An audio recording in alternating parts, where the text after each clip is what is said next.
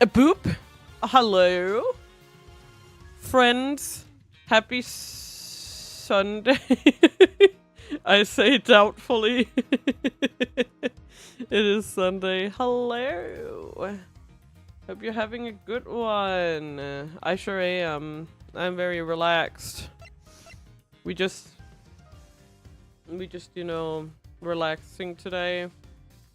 Yesterday was cooked. With emphasis on cooked. So we've been trying to... Yeah, I'm sorry, I'm just opening my bag of snacks. So I can munch on them while we go.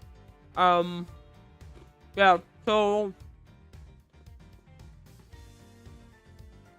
For anyone who wasn't here last time, we're starting the new game. We're starting a new case. We're going back in time. This is one of the few things I kind of remember about this game. Everything else so far has been a complete blur.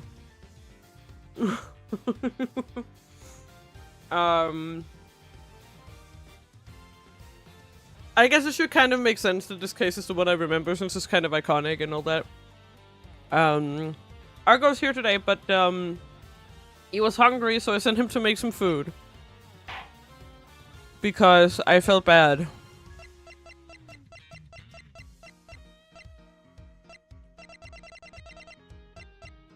You know, I felt bad leaving him to it. I'm just gonna load this save. So we can see what's going on. As you can see, we have good old Youngworth here.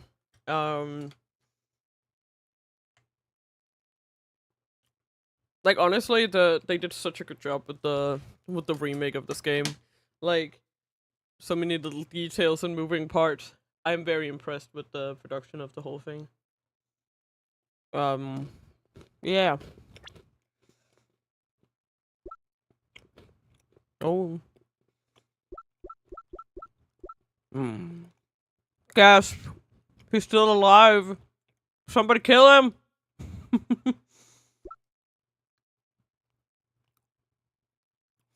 Oh, that's why he doesn't wear his badge? Because he keeps it in his pocket? That's so funny. Oh, there we go. Whoa.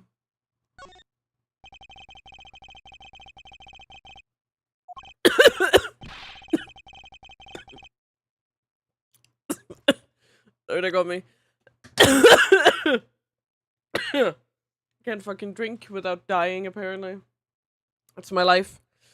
Each prosecutor's badge is engraved with the number of its owner on the back. Huh, numbers! As if we're not human on the inside like everyone else. I don't... I don't think that's the reason. Okay.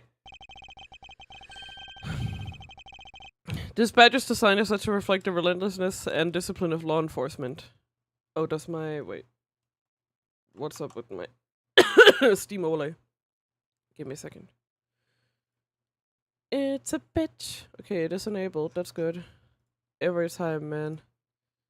There we go.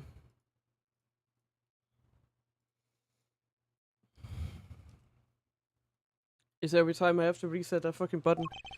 Because of the authority vested in us as strict prosecutors, protectors of the law, and executors of sentences much like harsh winter fronts and blazing summer days. To wear this to identify oneself as a prosecutor, but my mentor has taught me that it's more fashionable to keep it in my pocket. That's so fucking stupid. Absolutely. Wear your stupid badge, bro! Why don't... Ugh. He's such a pretentious fuck. Oh, I guess it's him who's coming up to us now. Maybe. That would make sense. Oh god, I'm so sorry about that. Fucking hell. I always need to start out a day by coughing my lungs out. You can't, you know, you can't go wrong with that. Alrighty. I think I should just do a few lines. Edgeworth. It is him! They look the same now! Sir.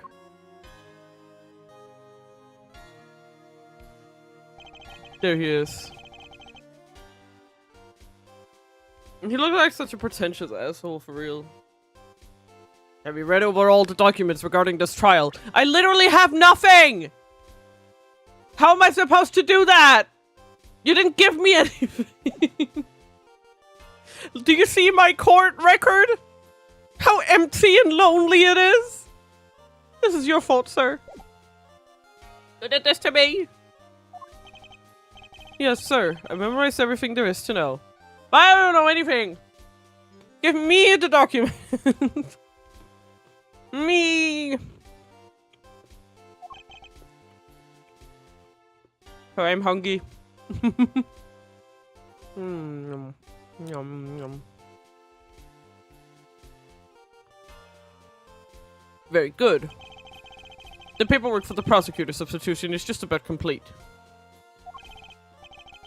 Edgeworth, always bear in mind that as your mentor, I, Manfred von Karma, will accept nothing short of perfection.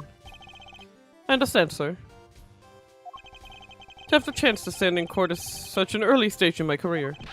I'm honored and proud. As I've watched over your studies, I'm giving you this very rare chance. Prove yourself. Crush the defendant's pathetic lies into oblivion. Yes, sir. This is my substitute father. He's an abusive piece of shit. That such a legendary prosecutor will be watching and judging my performance. I have to be perfect in every way. Am I free? Woohoo! Did I get any I still got 0 evidence. Oh, fuck off. A bulletin board. There are trial schedules posted on it. Trial schedule for this week. Huh? There's only today's trial listed. Must be a mistake of this country's judicial system. It's not working as it should. This is no good. I could drink a whole gallon. I've never heard of water that tastes that good. Maybe I'll give him a minute. Does he plan on gulping an entire reservoir dry? Perhaps. Huh. Excuse me, madam, but is something the matter? I just thought someone would have brought hors d'oeuvres by now. But this is a courthouse! It would be quite atypical to provide hors d'oeuvres here. I don't know how to say it, actually. Are you sure? Someone poured me a crushed cup of coffee last time I was here. What the heck does she think a courthouse is for? Drinking coffee? A model of the courthouse. It's pretty well constructed. Hmm? Hands to the face? Don't tell me this thing transforms. Yet I wonder for what other purpose could they have been made. Are these great? Daddy made all of these. Awesome, but didn't you get fired right after you made them? Yeah, I did. Spent the same amount of money on this model as it cost to build the real thing. What's up? Hello. Hello! Yeah, I'm waiting for this to be done, but yeah, look at all these judges' pictures. Oh, I didn't even I feel like there is a very particular type they only hiring as a judge. I think they're all I brothers. think it should be looked into. Yeah. I think they're all in the same family. Nepotism. Yeah, not even nepotism. I don't think even people related with each other can be that freaking cookie cutter. And my boss wasn't very happy with me, haha. Hey daddy, didn't you say you built a secret mechanism inside of it? I'll tell you about it someday when you're older. A secret mechanism? Maybe he installed it as payback for getting fired? It could be trouble. Now I'm curious. Yes? Oh, you wanna start reading? For no, no, because I'll have to get up in a few minutes. I mean, I can. Actually, I can. You know what was. Okay. What was my voice again? I don't know. Whatever you think fits Edgeworth.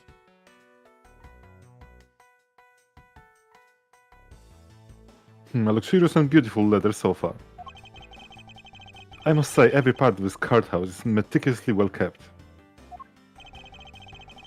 Although the positioning of this sofa puts one under the direct gaze of the judges. Oof. Every judge in this courthouse history has acquired the beard. And has gallantly parted with their beloved head of hair, I see. Wait, so it's like, you know how judges in, like, Britain and stuff had to wear those fuck-ass wigs? It's just the same thing. Yeah. They have to wear bald cabs and or shave their head and fake beards. Do you think that's it? Maybe. I think I'm solving the problems. You see. Being judged must be a very stressful career. I mean, yes. That is indubitably true.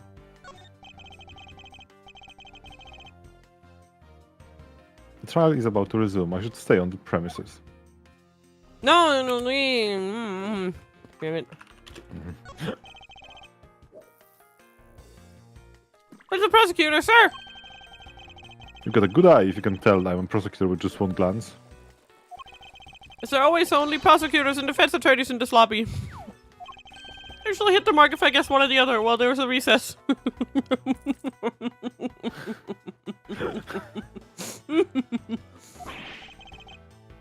You're only guessing? I mean, you aren't wearing a badge. I mean, it was educated guess, so... Yeah. The trial will resume shortly. Please wait a moment, sir. I was already well aware of that. Shortly or in a moment. Which one is it? Be specific. He's so autistic. Like, every time I see Edgeworth doing Edgeworth things, it's just like...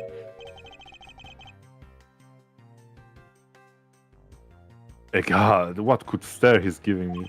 What code stare he's giving me? However, as the disciple of Von Karma, there is no option but to win. He's good. The power of his cold stare rivals my own.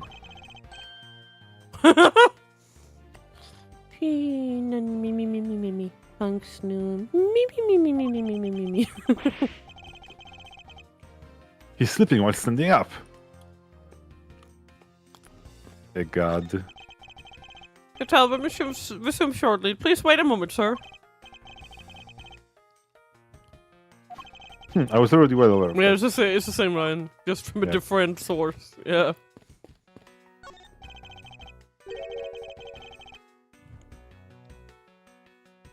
A bookshelf, huh? Compendium of laws for beginners. I don't have time to read this and second guess myself now. Plant?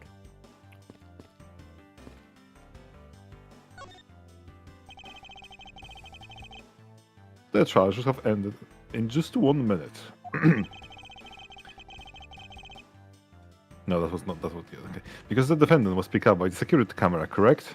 Oof, I stretched something in my back again. Ow! Good job. Yeah, I didn't even do anything. It just happened.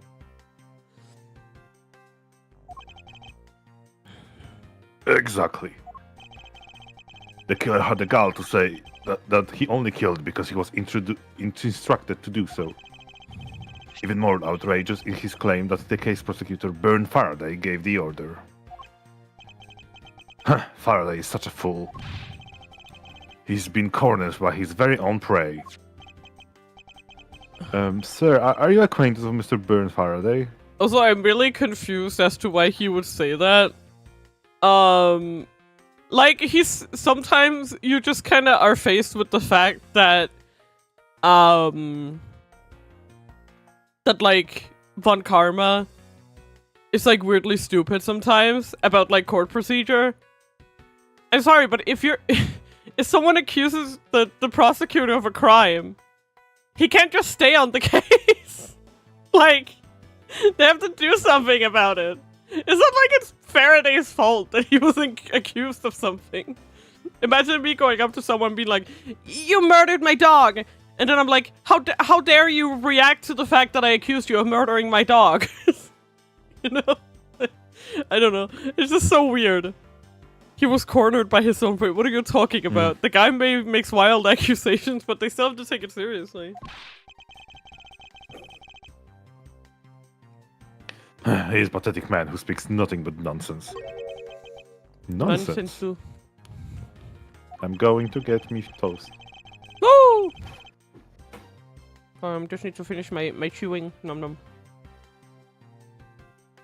I'm fine for now, I think. Yeah. I'm kind of feeling some good food later today. Let's try to explain to me a way of punishing those who cannot be brought to court. those who cannot be brought to court. That is nonsense, for no man is above the law. Well, there are always a few exceptions. However, there's no reason to even deal with such individuals. A prosecutor is a guardian of the court, one with no obligation to outside matters. Thus, there's no reason to deal with such individuals, I see. Edgeworth, disgracing yourself as Faraday will not be forgiven. Have no fear, I'll not let you down, sir. In place of the accused prosecutor Byrne Faraday, I'll prove the defendant's guilt. Very good.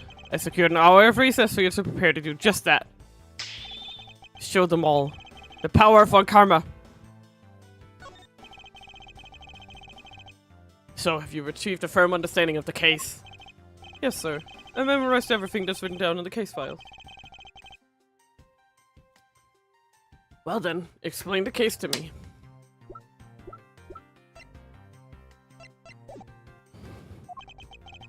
I want to see if you really know what you're talking about. Understood. A murder was committed on September 8th in front of the Kodopian embassy.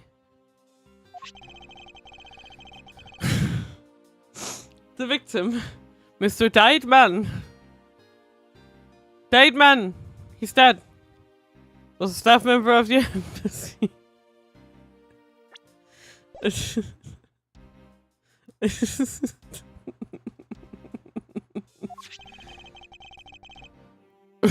The defendant in this case, Mr. Mackerel, was held for questioning the night of the incident as he was deemed suspicious.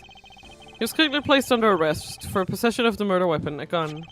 Furthermore, at the time of the murder, the great thief Yatagarasu had successfully infiltrated the Kodopian embassy as well. At first, Rel claimed that he himself was the Yatagarasu, but he did not kill Died Man. I wonder what he expected to gain from such a desperate lie. It's possible that he wants to go down well in the spotlight, even if he is found guilty. There truly is no limit to people's inanity, but I digress. Continue, Edgeworth. Yes, sir. During the trial, the prosecution presented the security footage that captured the murder. The footage clearly showed Mr. Rel as the murderer. The act of Mr. Rel firing the gun could be clearly seen from the visitor's gallery. Upon seeing that, the defendant retracted his statement and admitted to the murder. I did it because I was told to, by the real Yatagarasu, Byrne Faraday. That sounds about right.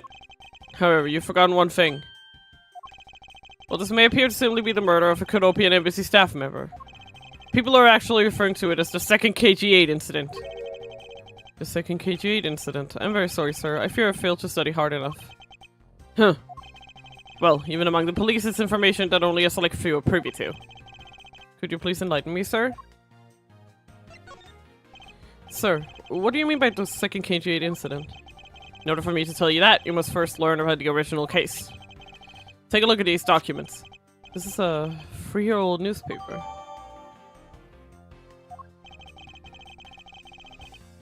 You've heard of the Amano Group scandal before, correct?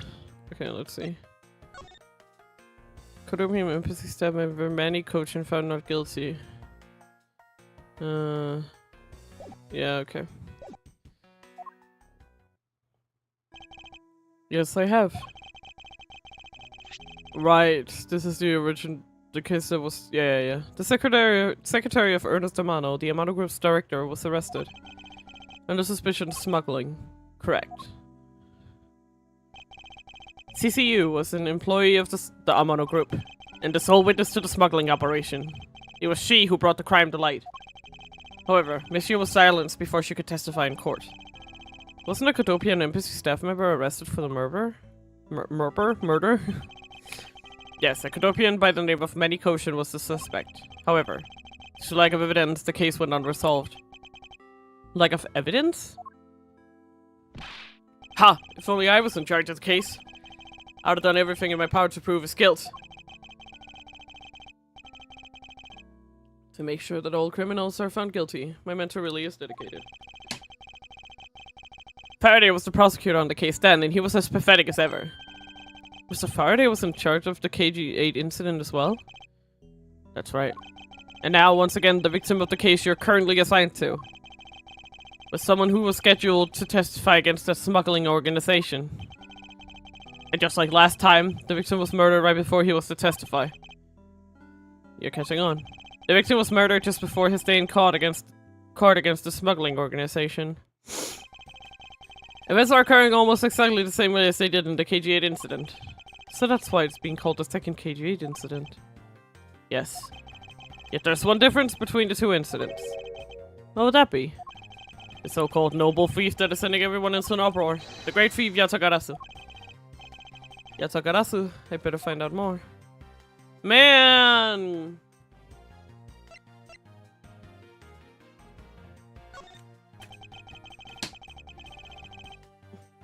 If it is true that the Yatagarasu showed up at the Cordopian embassy, what could he or she have been after? No doubt to steal any suspicious accounting records and release them publicly.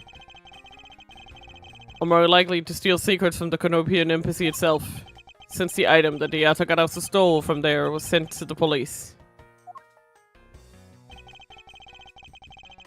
What was it that the Yatagarasu sent to the police? I don't know the details. Anything related to the Yatagarasu is getting top secret treatment. So I find it very ironic. By returning the stolen item to the police, it was proof positive that the Yatagarasu had infiltrated the embassy on the same day the staff member was killed. Criminals have a way of incriminating themselves, wouldn't you say? That would have to have been the first time the Yatagarasu has left evidence behind, correct? Yes, indeed. If you wish to learn more about the Yatagarasu, then I suggest you ask Faraday. Mr. Faraday? He happens to be the prosecutor in charge of the Yatagarasu case as well. He's the prosecutor in charge of both the KG8 incident and the Yatagarasu case? Mr. Faraday really has a lot on his plate. A shit child.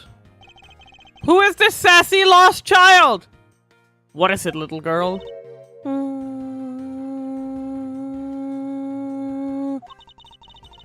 You're scary, mister. Ah!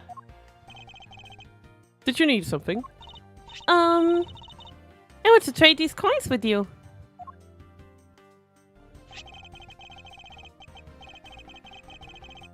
A fistful of dimes, quarters, and pennies, but it looks like you've exactly $1. Is this what you want?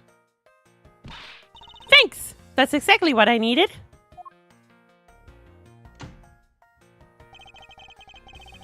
Could a child be here to watch the trial? How disrespectful for a child like that to be running around inside the courthouse. Does no one have respect for this country's judicial system anymore?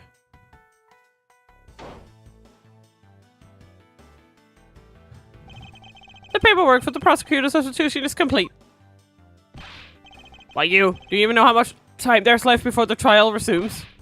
I'm so sorry. I can have you mopping up this courthouse instead of protecting it in an instant. It's no bother, sir. Not being completely prepared could prove a perfect handicap for me. Huh. A proud one you are. You better collect the evidence from Faraday and prepare yourself. It's time for your debut, Edworth.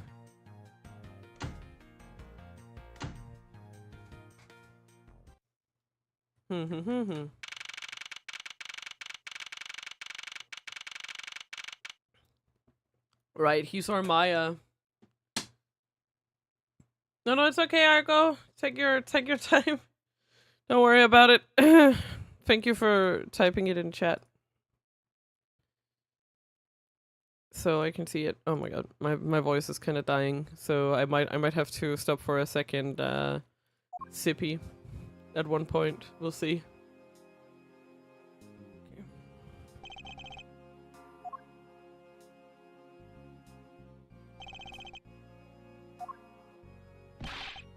Just what is going on? Why isn't Faraday here yet? How's it possible that the defense is not prepared yet either? Bailiff, where's Mr. Faraday? I'm not sure. I wasn't really paying attention. Oh shit. The judge has legs! Repeat! The judge has legs! Ah, you must be the one Mr. Von Karma recommended. I hear this will be your first trial. I look forward to seeing how you perform. Why does he look so oddly serious here? Oh, by the way, was there someone celebrating a birthday during the recess? I could have sworn that I heard a popper going off. Oh, yeah. Come to think of it, the other day with my grandson. Sir, it looks like the trial is about to resume, however. Yes, it will be all but impossible to prove the witness a liar. Without the evidence for Faraday. What is this blasted buffoon up to? He's dead, isn't he? It's an emergency, sirs! Oh, it is. Yeah, okay.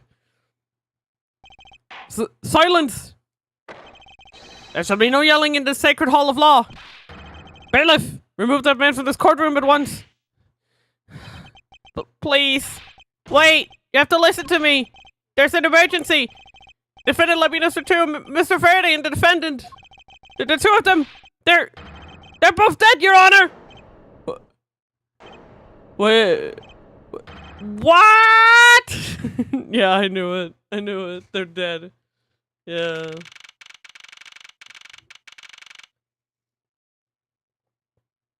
Courthouse special.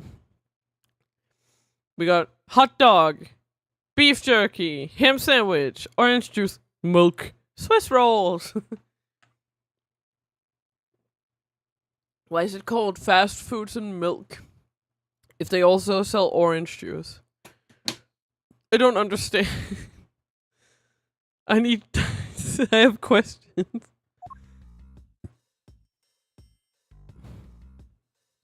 Oh, it's Mr. Guy. Stay back. Ugh. No one's allowed on the crime scene. Period. Just who does this oddball think he is? This is becoming quite the hotspot. Isn't she Mr. Rell's defense attorney? Hey, you! No running in the hallway, pal! And who are you to tell me what to do? I'll never find out what's going on like this. It's time for some civil discourse. And you are? Who, me? Hey, pal. It's common courtesy to tell someone your name first before asking theirs. Point take it. My name is Miles Edgeworth. I'm a district prosecutor. A prosecutor? I never seen a prosecutor as young as you, pal. I've told you my name. Now would you mind telling me yours? Detective Dick Gumshoe, and just recently I achieved my dream of becoming a detective. More than a dream is what I was born to do. Wait. Maybe I should check and make sure I'm not really in some crazy dream first.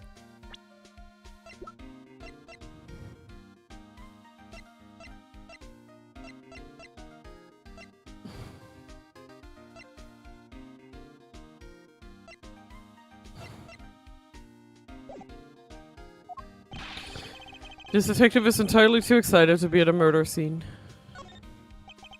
So, Detective Gumshoe, would you mind telling me what you know about the incident? You know that I don't have to tell you anything, right? I know that. But it would behoove you to fill me in on what you know.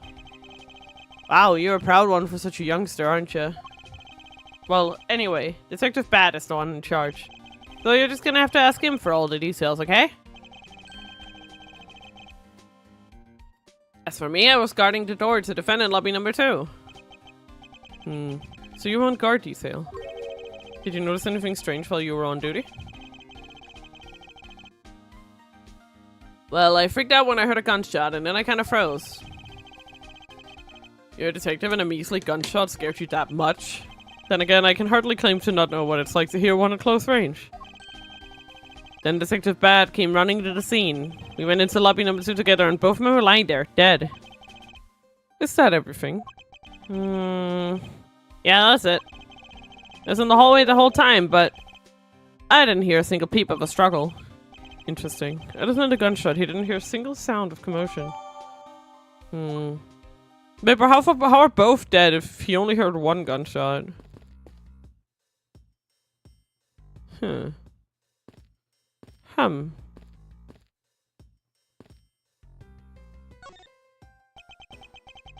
you have a minute? You know, I'm not really into talking to people I don't know. Especially at a time like this.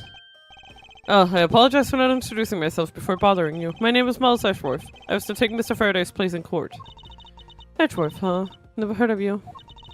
Mr. Faraday's substitute is a newbie, huh? I'll have you know, madam, that I studied under Manfred von Karma. Do not take me for some naive novice. Do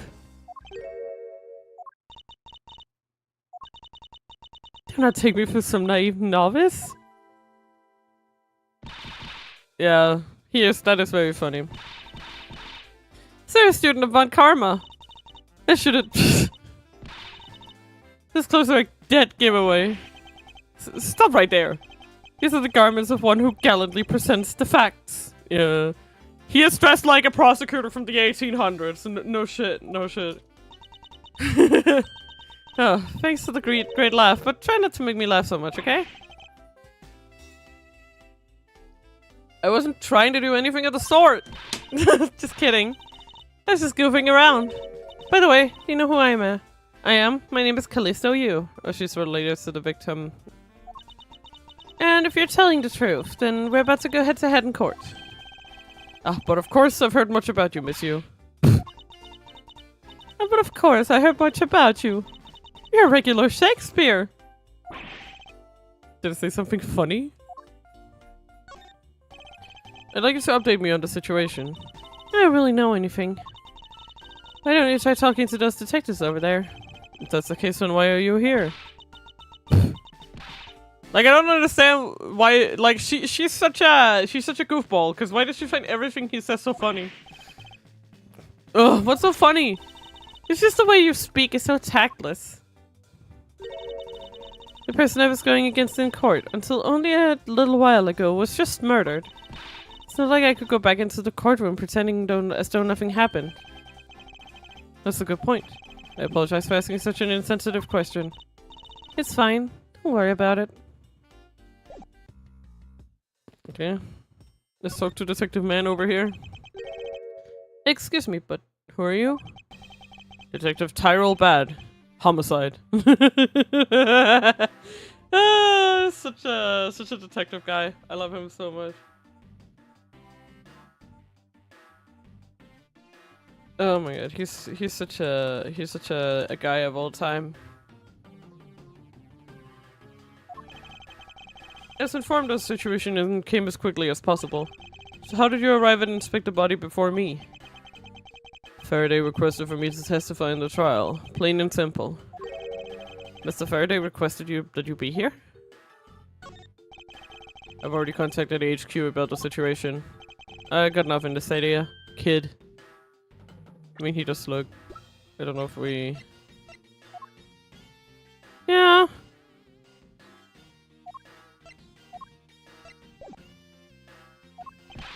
Kid? Isn't he like no more than 18 here or something like that? Maybe even younger. I'm Mr. Faraday's substitute in today's trial. Therefore, I insisted you update me on the situation. I can't back down here. I have a right to know. I need to teach you a thing or two about how to talk to adults, kid. Is he threatening me? Is he going for his gun? It's just a mirror. How dare he trick me like that? Faraday was stabbed to death with some kind of blade, and he had a gun in his hand. The other man, Mr. Mackerel, was shot and killed. He was found holding a bloody knife in his hand. Was anyone else who went into defendant lobby number 2? Yeah, that big lug over there. His name's Gumshoe. He's in charge of guarding the place. He's claiming that no one else entered the room. If that's the case, then they must have killed each other, correct? Maybe. Such impudence. This guy's really testing my patience.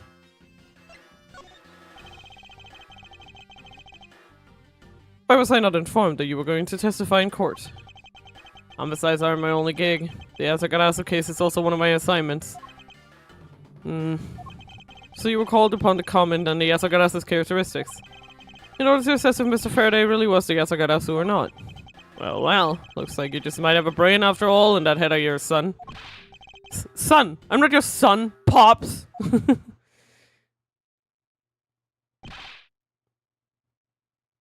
Miss Yu, There's someone here who wishes to see you. Who is it? A European embassy staff member by the name of Manny Cochin. What's going on? Detective Badamisu's mood just changed all of a sudden. Wait a second. Wasn't Manny Cochin... I'll be right there.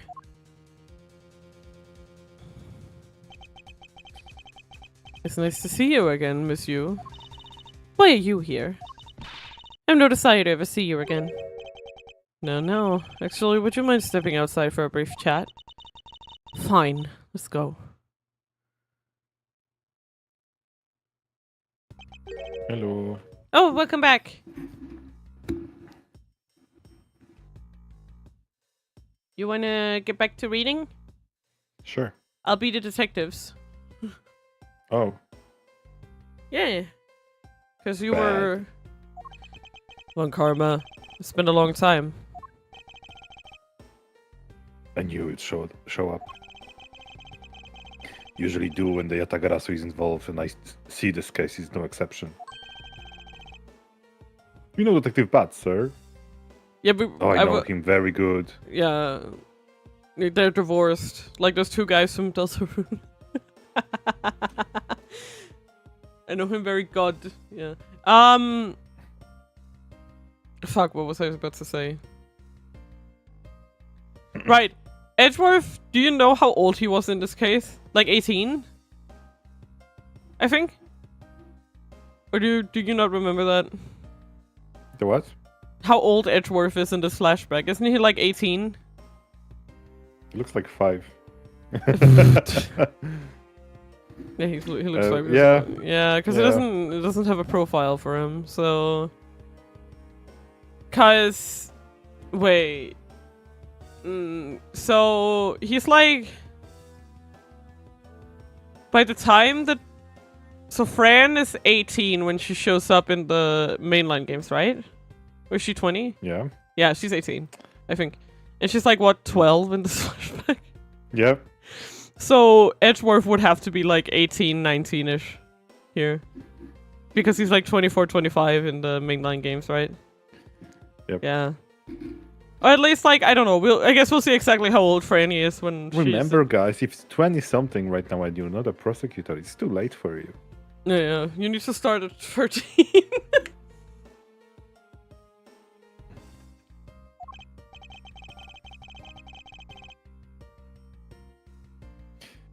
Yes, he's like an old bloodhound that never leaves the scene of a crime.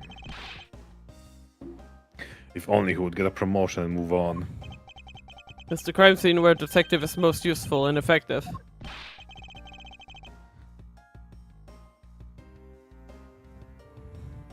It's not like I don't know that. Moving on though, bad, the man that I just passed by.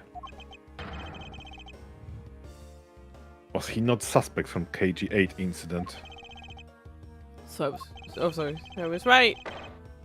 I didn't mean to skip over it. Gospel. Just what is that man doing wandering around here? That Faraday, I can't believe he let such an easy catch get away. Imbecile! A nincompoop. I would have proved his guilt in 3 minutes. Well, Karma, I think you said enough for now. It's in poor taste to speak like that about the departed.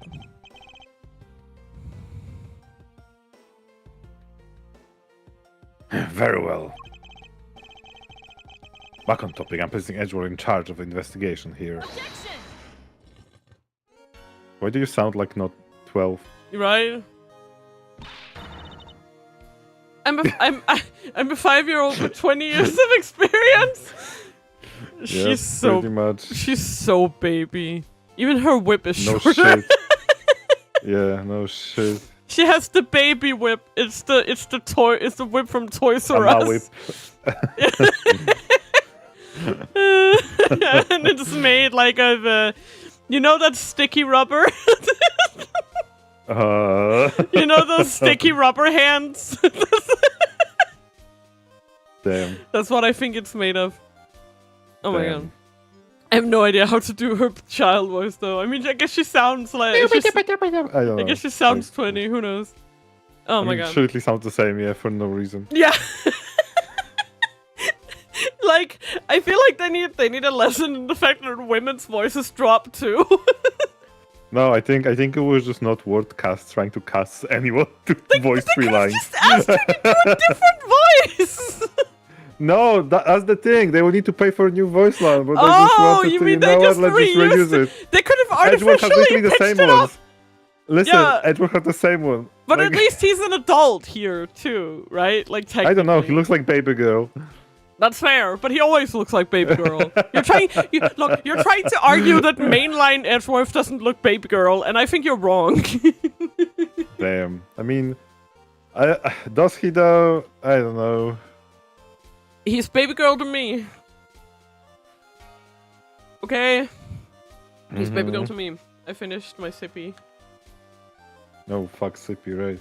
It's only been 45 minutes. Yeah.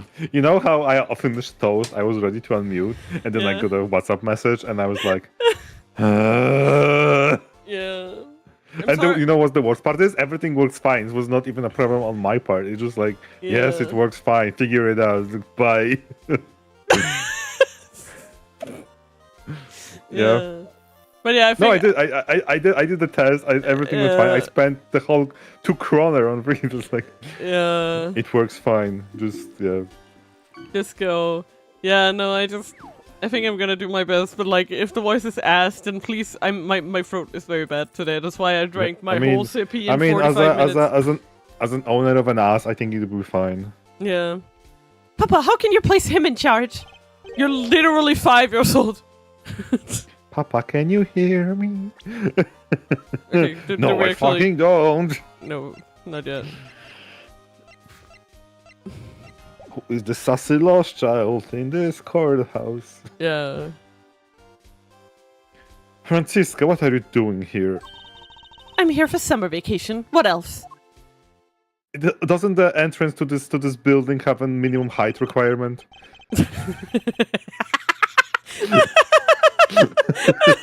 You're so mean. You know what's funny? Because the funniest thing about it is that she's actually probably taller than the actual what fuck was they said? Not the witness. The witness. Yeah, true. Yeah.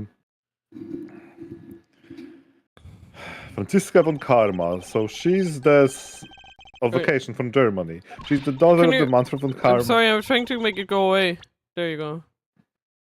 Yep. It wouldn't react to me trying to turn autoplay off. Like sometimes that button doesn't want to work for me. Here you go. Franziska von Karma, so she's here on vacation from Germany. She's the daughter of Manfred von Karma, and only him. And I still know he's not junior to me. You're the one who's junior to me, and don't you forget it. I'm sorry, but Manfred von Karma looks like somebody that would be into eugenics, so I don't think mom is important at this.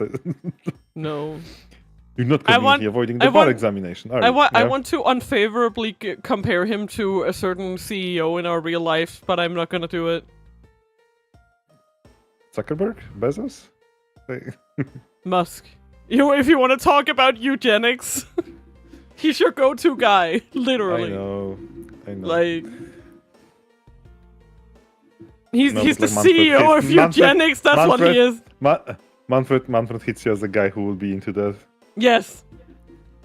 If the guy existed in this universe, he would be Manfred von Karma's idol. If there is a character in this series that has purity of his genes, that it's a purity of his genes and his mind.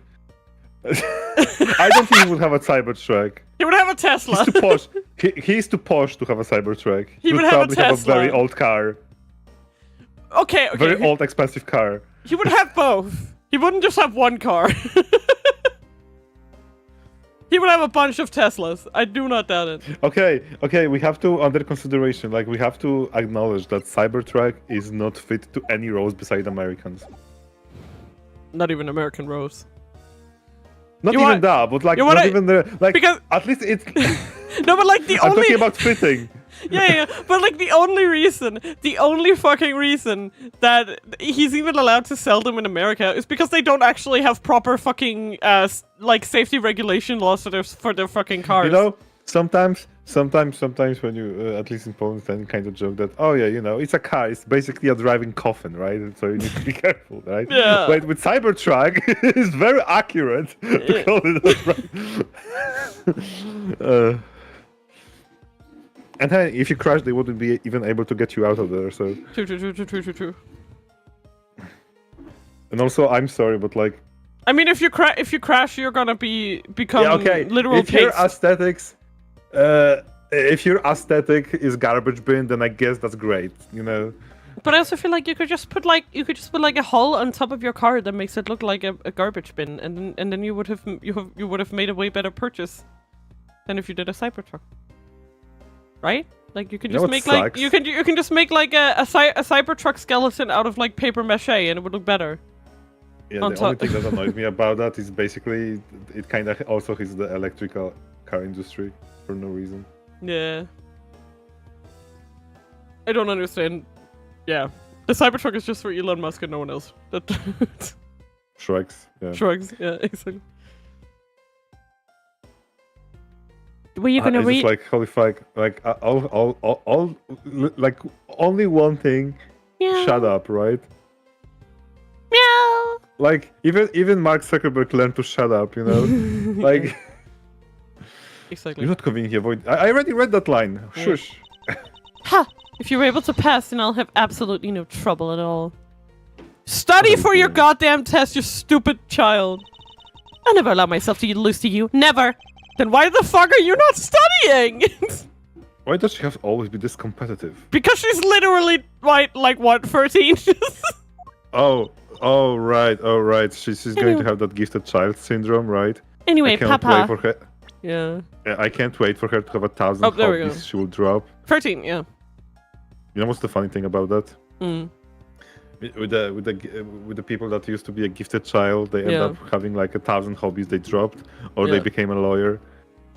Like you want my opinion is that I told you that I ended up fucking watching that video about Fran Maya, but what I really found interesting about it was the whole like breakdown of Francis's character, and it is so fucking obvious from the way that she behaves in she's the main prosecutor in the second game, right?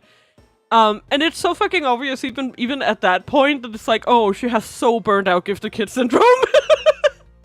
Yep. Like everything about her, like the whole like she can't handle the concept of like losing or being wrong, and like oh my god, yeah, it's like I don't know if it was intentional because it kind of seems like it's done a little bit for like comedic relief, but it's like she has such a consistent character arc that all makes sense.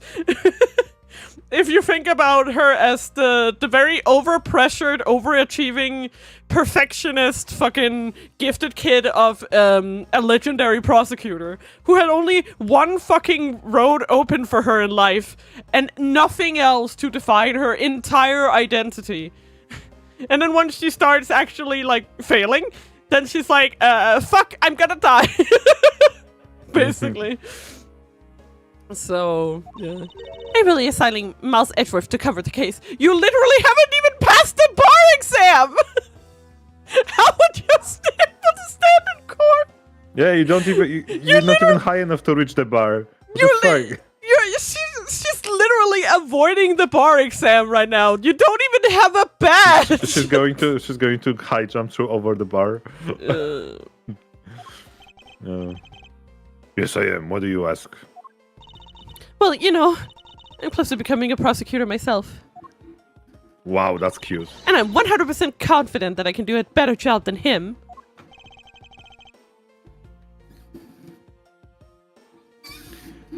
Hey, Hey, Daddy, will you please lie to the courtroom and tell them I'm a prosecutor, please? You know, that's what it's giving. Yes, honey.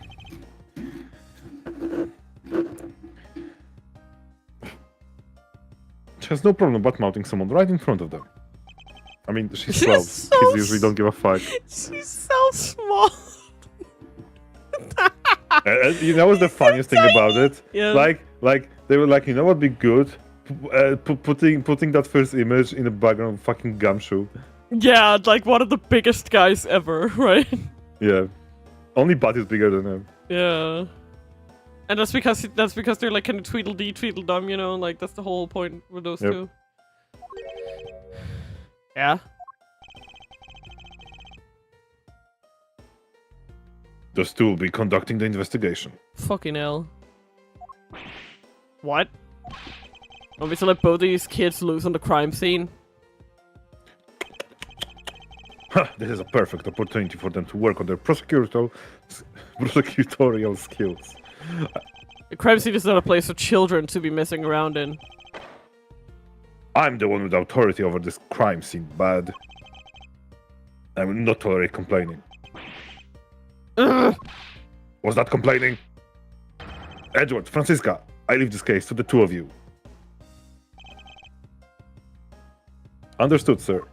Can I ask for lunch money? Yes, Papa. I'll go take care of paperwork now. Remember, I accept nothing but a perfect report from the both of you. Do not disappoint me.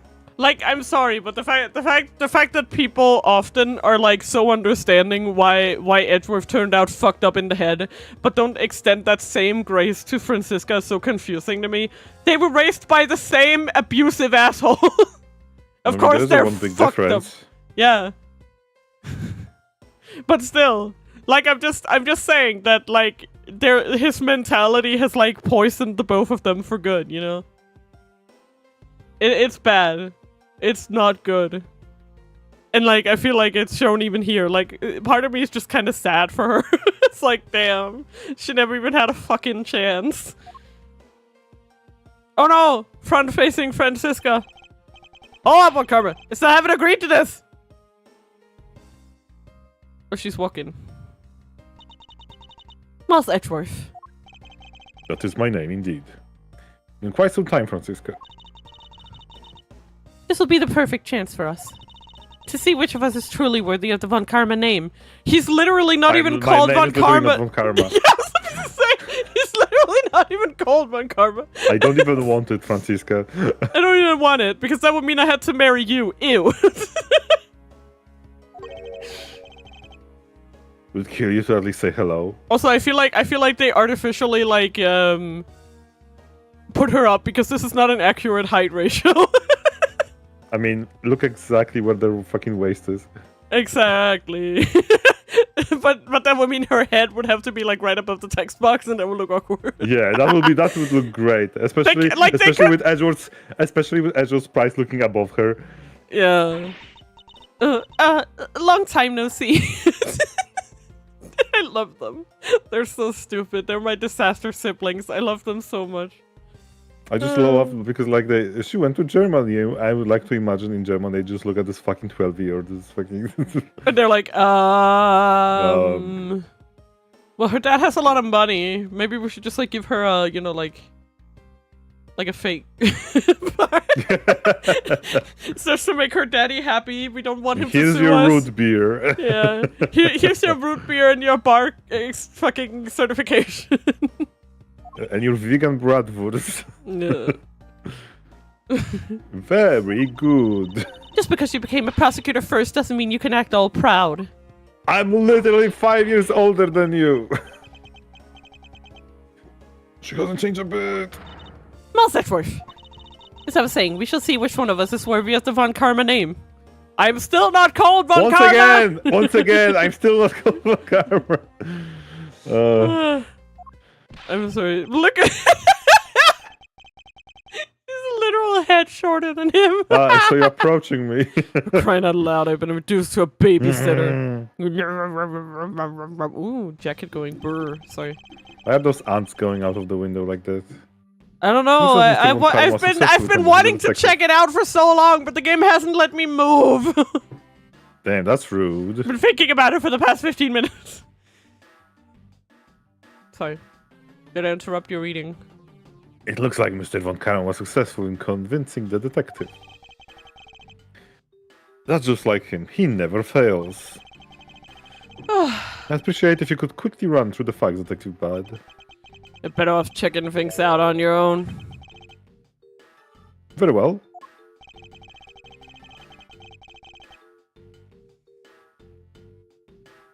It's like getting help from Detective Bad will be a most arduous task. So I am just enjoying. Okay. No, let me inspect. I'm sorry.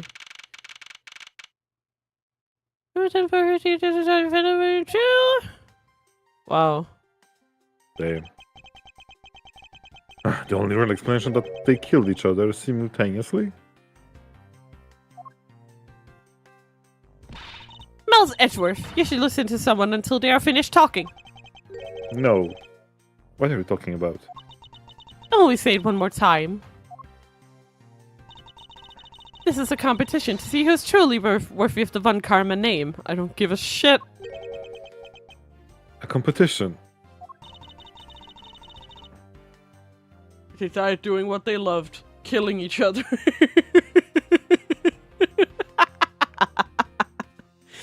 Oh my god.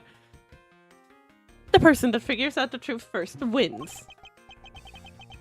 So the person who doesn't discover the truth is dishonor to the name? Exactly. I don't care that you became a prosecutor before me. I don't care. I'm not bothered. I'm not owned. She says, crying. And shitting. Yeah. I simply refuse to hear any more foolish things from the foolishly foolish mouth.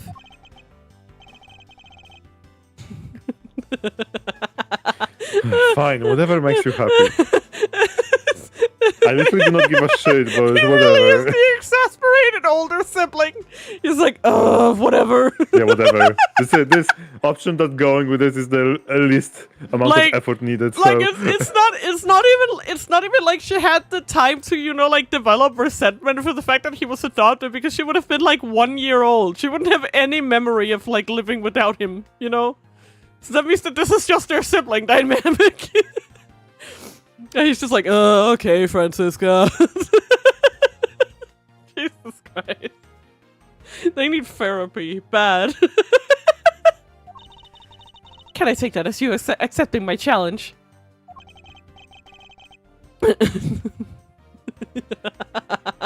Once again, whatever makes you happy.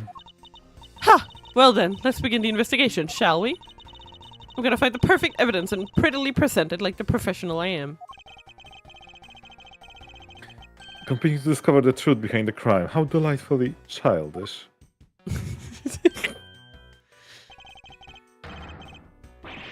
You guys over here, hold it! Sorry. Kid! Ha! Serves you right, Miles. He just called you a kid. He called you a kid. I said kids. Kid. How dare you call me a kid as well? Because you're 13!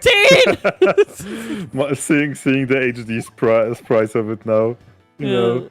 Can you change to original on the fly actually? The two options? I'll see. I'll do what I please, and I won't allow you to cause a ruckus on my crime scene. That's not the button. What's the button again? This is the button. I think it's PC settings? No. No. No, I think No, the gameplay is text window. No, there is not. Damn, yeah, okay, makes sense, yeah. yeah. Sometimes they have it on the fly, but Yeah, it doesn't seem like it. yeah. Oh, I should actually save. Why not? Good. Good idea. I haven't saved since we started today, so.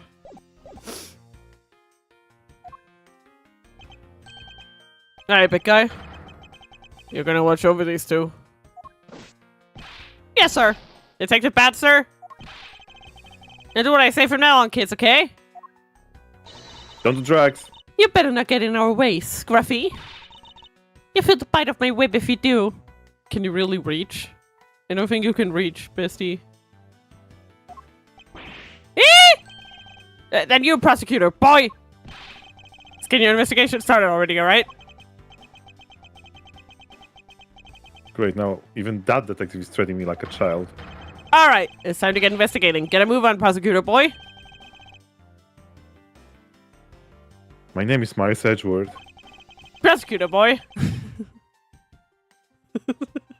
If you call me Prosecutor Boy one more time, Prosecutor boy. it will be my duty as a Prosecutor Boy to look into your monthly salary. What? And what would you do with my salary after you saw how much it was? That's up to you now, isn't it? Really? Sounds good, pal. He's so naive. Pa pa pa pa bam. Detective Bat. Oh, sorry. Detective Bad, may I have a word with you? What is it? It appears that both a knife and a gun were used as a murder weapons. Yeah, it does. That sucks. That leads us to our first question of the investigation. Where did the man acquire the weapons? In a weapons shop? In Japanifornia? The gun was inside of Faraday's bag. It's a piece of evidence that was presented in the trial earlier today. It was used to kill the Canopian embassy staff member. But I never heard anything about the knife. There's also an oddly, like, distinctive looking knife too, you know? It's a knife. Mr. Rell was being held by the police. There's no way he could have brought it in. Which means it's possible that Faraday had the knife on him from the start as well. Could have been a piece of evidence that had yet to be presented. But then why does Detective Bat know about it? Wait, what if? It's possible that Mr. Faraday brought the knife in under the guise of prosecutorial evidence. He could have then brought it out and attacked Mr. Rell with it. Oh, maybe you got a brain in there after all, kid.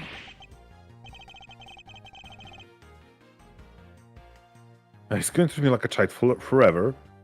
Indeed. Now only when you grow up. Looks like Mr. Faraday attacked Mr. Rell first, who then counterattacked.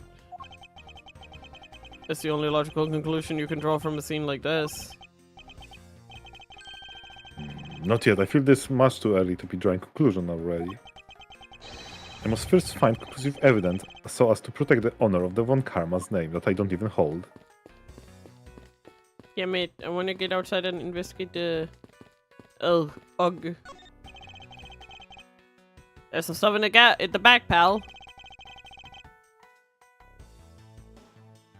I suppose this was Mr. Faraday's bag. It's probably the trial evidence I was supposed to collect from him. This is the evidence? I better not touch it. I'll leave prints on it. Do you not pay attention to anything you do? Lune weak. What? Chat. Chat? Did I see? Oh. There's a plastic bag stacked up on the Why table. doesn't that show up in my other chat? Lune weak. Yippee! I'm so sorry, it doesn't show up in the other chat. Yeah, I don't know even why, yes. Maybe it was because of the watch streak, but I don't know what happened there. Yeah, cause the chats that I reference are the ones on my... Yeah, it doesn't show up. Yep. The one that I have is the one on my what's it called? My OBS. I do have a browser open, but it's just not the one I check mainly. Thank you for... So if you see anything in the actual like chat on the Twitch website, Yep. Arco, just I may not have know. multiple monitors, but I have one big one. Yeah. It's because the one I have it on is the tablet, so it's kind of like curved down, so I don't look at it as much as I look at the one where OBS is. And But it floats down. Yeah, but it's more important to have OBS. What? Yeah, because so I can see everything that's What going the on. fuck's happening? Oh, the track. Yeah, I was about It's to say- literally coming next to us. Yeah, because... In a obviously then- fucking... Yeah, I'm assuming because it lives here. Okay, so just for context... I don't know if you can actually hear that. I literally saw them like through the no. fucking No, garden. I could see them through my window, yeah. Yeah. Okay, just for context, in Denmark... I don't know if you can hear any of that, but I don't think you can. But in Denmark, it is graduation week for the students who go to high school here, or gymnasium as we call it. And in Denmark, I don't know what it is in other countries, but in Denmark there's a tradition that basically each class will rent out a truck of some kind. It could be like a, like a fucking farming truck or anything that has like an open back to it. Or top.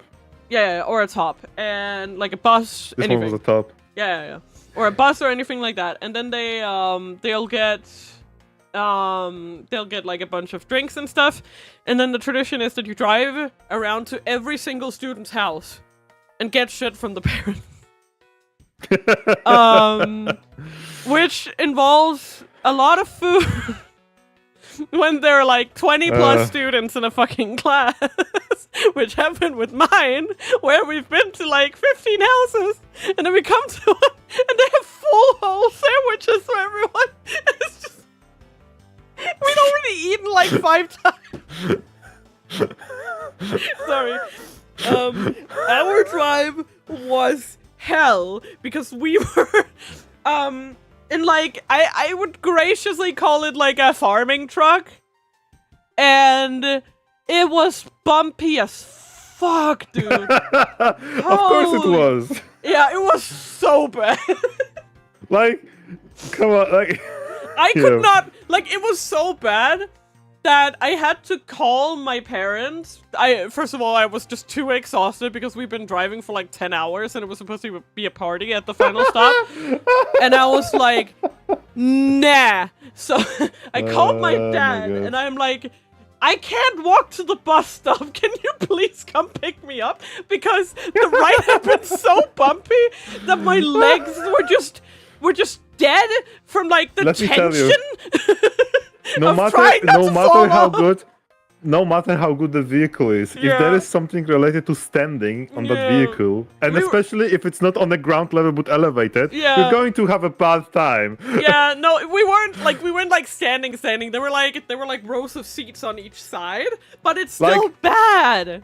Like, you cannot imagine, like, even if you think it's fine, you cannot imagine how much stress your knees and your lower back gets trying to get yourself to be on position of standing on that. Yeah, no, but even if I wasn't standing, we were like sitting in the back of this thing, but it was horrible. It was so bad. I was like clinging to the edge most of the time. It was not good. Yeah, it was a really cheap shit roller coaster. Yeah, like nothing bad happened. Like, I'm not saying anything bad happened. I'm just saying the ride itself was really bad.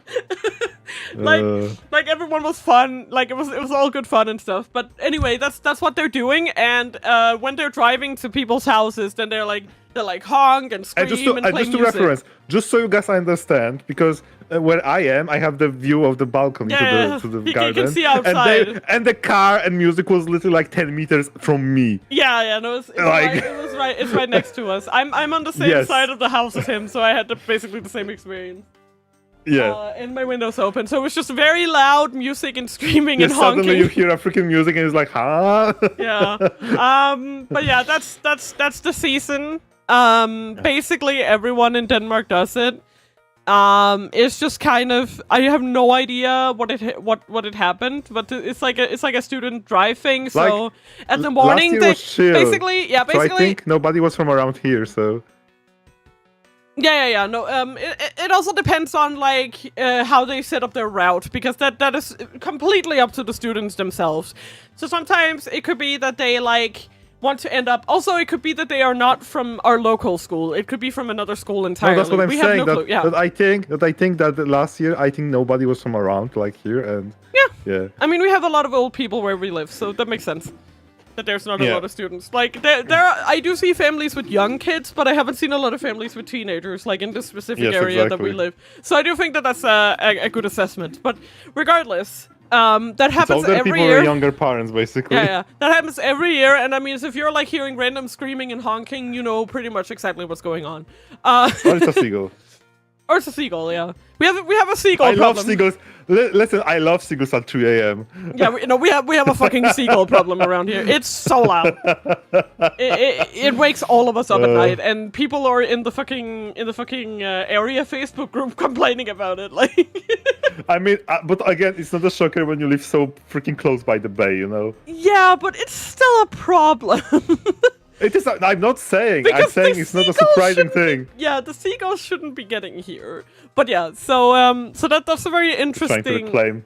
Yeah. That's a very interesting like cultural thing that happens here. Yeah, it's very interesting indeed. Because okay, so another thing that happens, right, is that the third year of gymnasium in Denmark roughly coincides with when most kids are turning 18 or like 19, like they're around that makes age. Sense. Okay, Which is when they can legally buy hard liquor here in Denmark. You can buy beer and stuff at 16, but like truly hard liquor, you need to be 18 to buy. So it could also coincide with why they're like going all out. But I actually have no idea where the whole culture of the drive itself originated. Like, I kind of get it. Like on its face, like in theory, right? It kind of makes sense. But basically, the way that we do it here, where I live, is, and I think that there are similar cultures all around Denmark. I don't know exactly, but the way that it happened when I went was that in the morning you go to get your diploma. So that's like 8 to 10 a.m. approximately. You go to get your diploma, then you all stand up. You're all wearing white. You're all wearing white because that's like, duh. Because the student hats around here are either white or black, so usually people wear white. So you put your hat on, you wear your white outfit, you sit down, take a picture. I probably still have the picture somewhere, not that I don't know where, but so you get your diploma, you sit down, you take the picture, and then after that, you, if you need, you go change. You can also just stay in the same outfit. I decided to change because I didn't want my dress to be fucking ruined. So I changed my clothes real quick, and then you get into the car on the actual school grounds, I think. And then we actually drive to the town square first, where there's like an announcement and everyone is like, woo, ah, you know, and then like all of the cars, all the buses are like lined up around the square. So I think that they like completely block off the square, so that all the cars can stay there. And then after they've had like I think it's like there's like a speech and a little announcement or whatever, and all of the kids are, you know, like collected around the town square. And then once that's done, everyone gets into the cars and the drive starts, basically. So everyone drives out together. And I think it's from several schools in the area, not just my school, but all of them. Because there are technically 3 different ones. So, yeah. It's quite a big deal. It is. It is 100% like week-long parties, because sometimes the days don't always overlap for each school. So sometimes like, oh, one has it on like a Wednesday and then the other one is like on a, you know, whatever. And yeah, today is Sunday. So yeah, I think ours was on a weekday. I wouldn't know for sure though.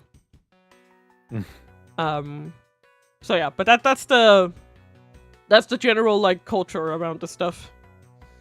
Indeed. Yeah. What a fucking goddamn, yeah. Oh, also, if you see them on the road, you're supposed to honk at them, like if you're in a car. Damn. Yeah, like you honk at them. Sorry, did you read this one? I don't remember. There's some plastic bags stacked up on the table. There's a tea set too, but doesn't seem to be any sign of disturbance.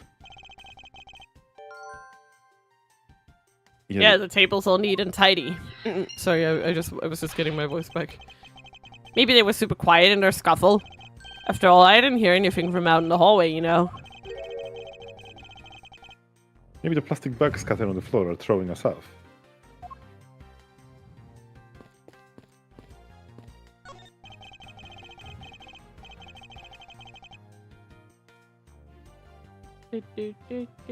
This decorative plant foliage is quite nice. It's actually soothing to be around it.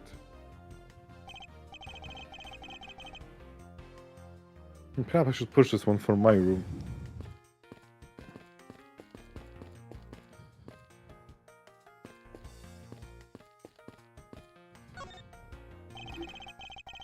Detective Bud, do you have any thoughts on the case? Faraday and Rel. Looks like they killed each other to me. Although, there are Quite a few observant. things that just don't seem right. What would they be? Huh. Why don't you try thinking on your own first before you bother me, boy? I've been downgraded to just boy? Oh yes, boy. Oh, you. Wow!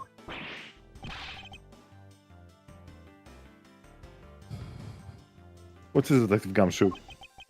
My TV at home is so tiny compared to this one, pal. Perhaps you should purchase some more normal-sized television like this one. That's a big television. What are you Oh, let me see here. Wow, this thing is huge. Ah! Way too noisy. You're the noisy one, That's Scruffy. Don't touch it, you'll get your fingerprints all over it. But I didn't touch it. Preservation of the crime scene is the foundation of detective work. The foundation, huh? Sounds like something the rookie here needs to show up on. Oh yeah, for real. What did you send me? Later, loser. Why did you send me stupid shit? Wow, she looks happy.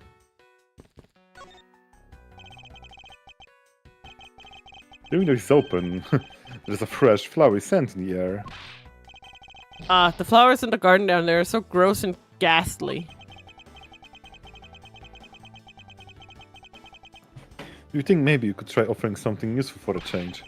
At least there's no way someone escaped through this window, pal. They wouldn't wake up and smell the flowers after a fall from the first floor. There's bars on the window. Maybe start there? Are you willfully ignoring the fact that there are also iron bars on the windows? Thank you.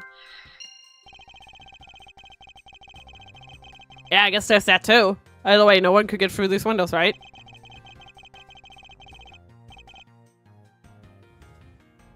We thought of everything when they were designing the courthouse. Very nice. By the way, I'm not stopping the stream until I get to investigate outside.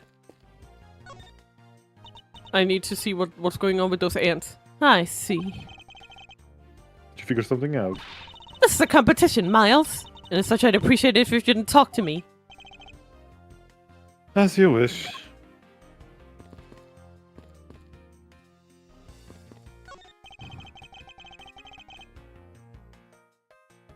Looks like the sofa is ready to be disposed of. So soft, I could sleep for all 25 hours on the day on this thing. Are you trying to not... If only I could dispose of him. Real. Alright, I think we... Whatever.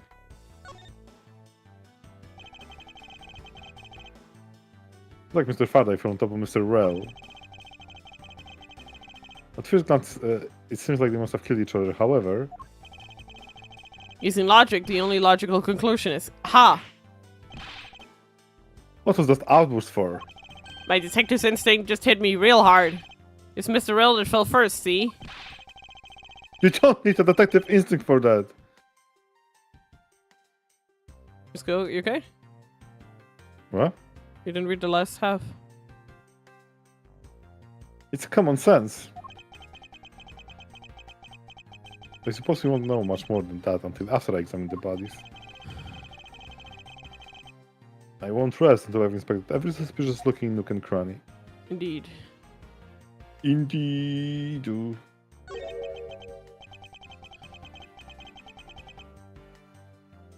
Why are the plastic bags scattered all around? Those bags are for keeping evidence safe, pal. I know that much, detective. Sure good at this stuff, aren't you, pal? Normally I'd be happy when someone compliments me, but when it's this guy... Anyway, could the plastic bag be evidence for a fight between the two men? Is it? Or is it not? His hand is all black down here, see? I wonder what it could be. If you look closely... This blotching pattern resembles the ink stain. An ink stain? Yes, I usually get ink on my own hand when I use my feather pen. A feather pen? I've never seen one before. Sure you aren't just making it up, pal? Then what a bitch. Looks like Mr. L died with the knife in his hand. There's some blood stuck on it too. And he must have used this as a weapon. Yep, no doubt about it. Mr. Faraday carrying this on his personage. Did he bring this as a piece of evidence for the trial? Or did he bring it with very different intention in mind? I should just... I just jot some notes down about it. No, because this freaking text on this background is just so hard to read sometimes. Pet.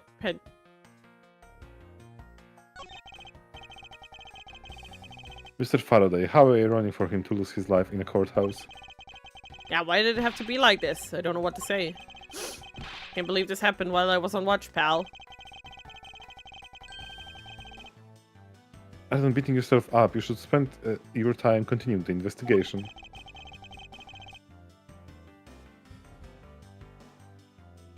Didn't you become a detective in order to solve the crimes?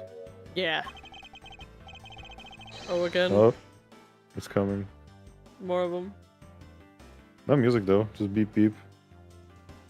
They're probably on the road. I think so. Oh, I hear the music now. Oh, they're coming up. Oh my god. Again? Sorry, I'm curious.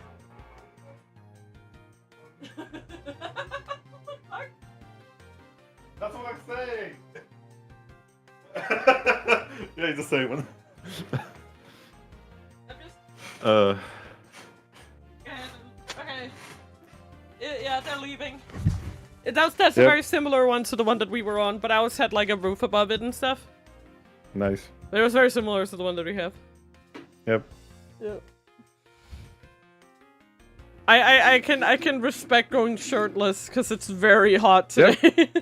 Yep. But yeah.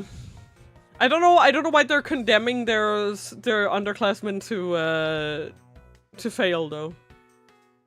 No clue. That's what the slogan says, by the way. Yes, I saw it. Yeah. They had a slogan on their car that condemns their underclassmen to failing for some reason. I mean, that's kind of the bullying that happens. I don't know if did I ever tell you about how freshmen get sold for beers? Yeah, I think you did. Yeah. That's like I a bet thing. you remember something about it. Like this, okay, like the version that I experienced at my school, there are many gymnasiums in Denmark who have a way more toxic culture, but there's always some kind of culture about the third years like owning the first years, like in a weird way. Like they're responsible for them and, you know, mentoring them and stuff, and then each class usually gets like a mentor that will take care of them, or like be responsible for like showing them around. And there's like this intro week that's usually held where all of the new kids do like activities and like put on costumes or like do games or sports competition, literally anything. Like it can be so many things. Fucking dares, sleeping over at the school. I've heard a bunch of different things. And that there was a culture in my school, in the school that I went to, and I don't know if it's the same anymore, but there was a party on the last day that takes place in like a local sort of green area, which is usually where you hold these things, you know, because there's like a lot of space and the weather is nice, because it'll be around like August usually when they start up, August, September. And basically you had two third years who were in charge of your class, and they own you. So then the other third years can give those guys beer to sell their first years to them. So it's like, I'll give you one beer for student B, and then now you own them. And I don't think like anything like Just happens. It's just like a joke. I haven't heard of anything bad happening. Like, I just want to make that fully clear. I know that there are situations where this is used for like very, very bad things, and the third years do very, very bad things to these young people. That's not something in the culture, from what I can understand, that happened for me. Like, it just seemed like, ha, I bought you for a beer, and then they just hang out. It's like, that's it. I don't know, maybe they get challenged to do something. Like, I haven't seen or heard about anything bad happening. But, yeah, it is a culture that ends up sort of in exploitation. There have been several pretty viral cases in Denmark of, like, young people, especially young girls, being forced to do, like, sexual things and stuff. It's very bad. It can be very, very bad. So, it's good to be aware that that's a thing, and, yeah. Like, hazing, basically. Hazing is a thing. Where I went doesn't seem to be that much of a thing. We had to do frog hops for 4 days. Like, okay. Like, I was exhausted when we were done, yes. But as far as hazing goes, that wasn't, like, scary. You know, it was just a lot. I don't know if you've ever had to do frog hops continuously over and over for, like, 4 days. You can move by the end of it. Yeah, that, On it, pal. Let's go, pal. First he killed a Canopian embassy staff member, then he was murdered himself. I thought that was my line.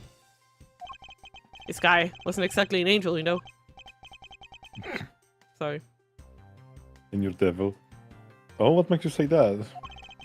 Well, he's been hauled into the precinct several times for theft and assault, pal. Gee. Oh, So yeah, he's definitely the type to have committed a murder or two. Well, he did admit to killing Mr. You forgot about that's his case. It's his case, Argo. When you run out of fucking victim names. Yep. Mr. Diedman. Yeah. Mr. Diedman. Hey, good point, pal. I knew my detective intuition was telling me something.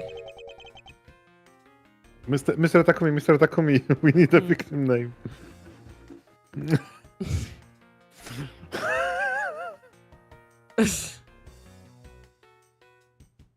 He was born to die.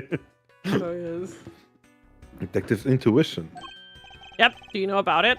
It's a special feeling that all the sick. Imagine if Mr. John Baker became a butcher. Right. We don't have time for this conversation right now. Let's return to the investigation. I'm just thinking about that Colleen Hoover book. Which one? The one with the lady named Lily Blossom Bloom, and she becomes a no, Argo, it gets funnier. So she becomes a florist, right? And there's this whole paragraph in the book. You know, maybe people think I'm like just doing it to capitalize on my name, and there's like a whole like meta section about it. She couldn't just, like, make the pun and act like it isn't there. She had to make the character address it in story. Like, oh, maybe people think I just became a florist. Yeah. People think I just became a florist to capitalize upon my name, but really it's just, like, what I like to do. It's so funny. It's so funny. Like, okay, I know a lot of people don't like Colin Hoover, but that was, like, to me, that was comedic genius. Like, that's And that's also where the polymer grade, lawn chair joke comes from too. Like IRL, it makes sense. Yeah. But it's just so funny when it's very funny. Yeah, it's very funny. But yeah, like it's just that's also where the fucking military grade polymer chair comes from. Cause like I don't know if you know anything about the plot of the book, but the love interest is like the love interest is like this high-key, low-key abusive guy, and he has like violent tendencies. And the first time they meet is on this rooftop, and he starts like kicking the chairs, and the narration keeps bringing like up how the chairs are made of military-grade polymer, and they aren't getting damaged by him punching and kicking them around, and. Military grade, fuck me. Like military grade is such a nothing fucking descriptor. It's so funny. You know what's the funny thing is? Military grade means that it's probably untested on fucking. Yeah. I cannot overstate to you how fucking funny it is. Like, Actually, it's funny because, like, you can say it's opposite, because military grade could also means very cheaply made, so it's cheap. Yeah. Wait, I need to Google it. Yeah. It's a thing. Yeah, here it is. It's like, my friend and I once tried to read It Ends With Us Together, and it's very bad in a lot of ways. For example, why does Colleen Hoover keep mentioning marine-grade polymer? It comes up so many times. It's so funny. Why is she doing this? And then there are 3 examples. Wait, I flinch as it screeches across the deck, but being as though he isn't even aware he has an audience, the guy doesn't stop with just one kick. He kicks the chair repeatedly, over and over. Rather than give way beneath the blunt force of his foot, all the chair does is scoot farther and farther away from him. That chair must be made from marine-grade polymer. I once watched my father back over an outdoor patio table made of marine-grade polymer, and it practically laughed at him, dented his bumper, but didn't even put a scratch on the table. This guy must realize he's no match for such a high-quality material, because he finally stops kicking the chair. There are more screenshots, by the way. Oh my god. It's so dumb. You remember when I walked out onto the roof, how angry I was? I nod again. He was kicking the chair. It was before he knew marine-grade polymer was virtually indestructible. I'm sorry. I forgot how funny it was. Marine-grade polymer. My outlet used to be gardening. Anytime I was stressed, I'd just go out to the backyard and pull every single weed I could find. But since the day I moved to Boston 2 years ago, I haven't had a backyard or a patio. I don't even have weeds. Maybe I need to invest in a marine-grade polymer patio chair. Marine-grade polymer. There's another one! The picture is blurred, so it was hard to make out at first, but I can recognize that hair from anywhere. That's my hair. Hard to miss, along with the marine-grade polymer lounge chair I'm lying on. Oh my god. I know I shouldn't be laughing, but it's so funny. Why? It's like it's gonna become echolalia for me to say marine-grade polymer. Marine-grade polymer. Every time I say, "Oh look, it's solid. It's probably made from marine-grade polymer." Oh my god, I'm sorry. I'm crying. Polymer. The fuck is even marine-grade polymer? I don't know either. That's the You mean thing. plastic? Yeah, exactly. Like, does she mean those plastic lawn chairs because they're not indestructible at all? Yes. Like, I need to know, what is a marine-grade polymer chair? Because carbon fiber is not a fucking marine-grade polymer. Let me tell you that. Oh my god.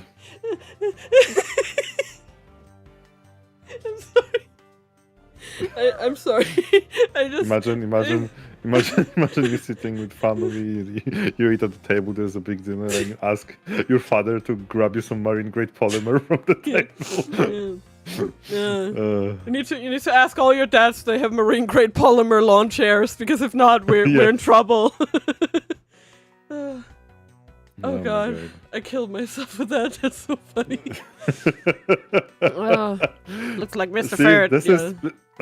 This precisely reminds us why we don't stream together, because we end up going on such a tangent that 60 to 70% of the fucking stream is just random shit like that. It's a podcast, literally. Yeah, today's a chaotic day. I feel like maybe we should start doing chatting streams together instead. With something in the background, like Night Train or something.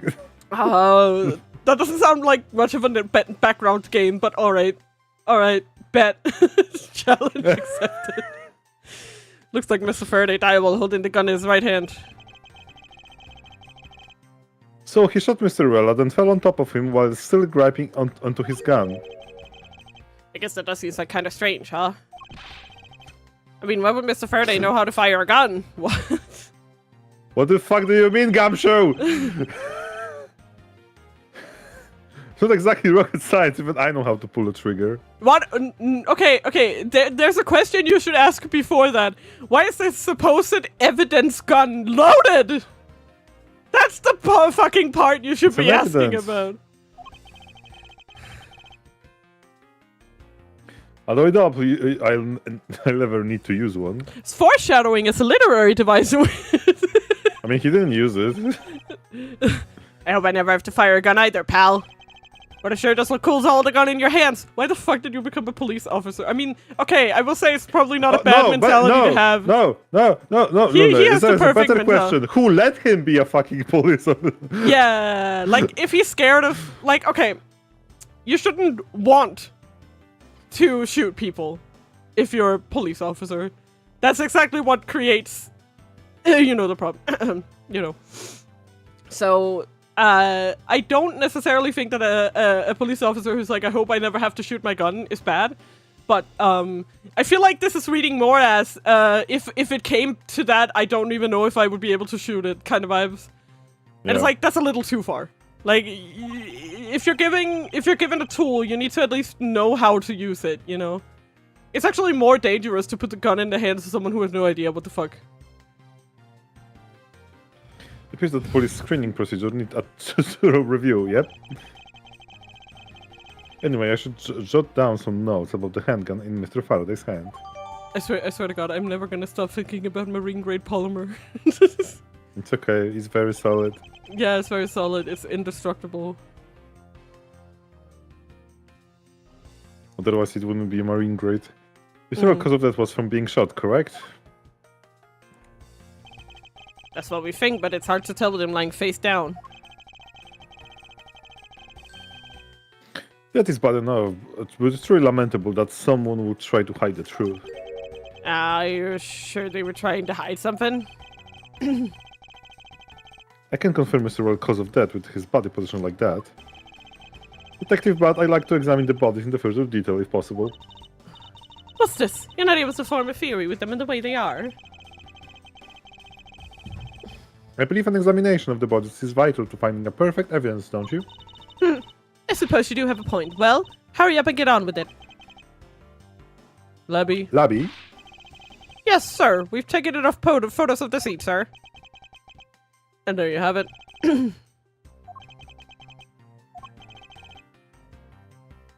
you not approve? Of course not. What? Investigation of a crime scene is the work of a detective, so don't touch a thing.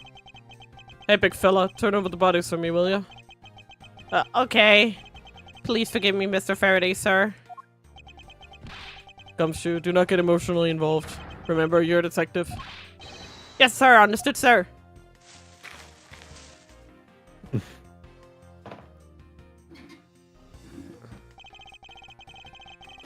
Let's I won't go. rest until I've inspected every suspicious looking nook and cranny. Very important.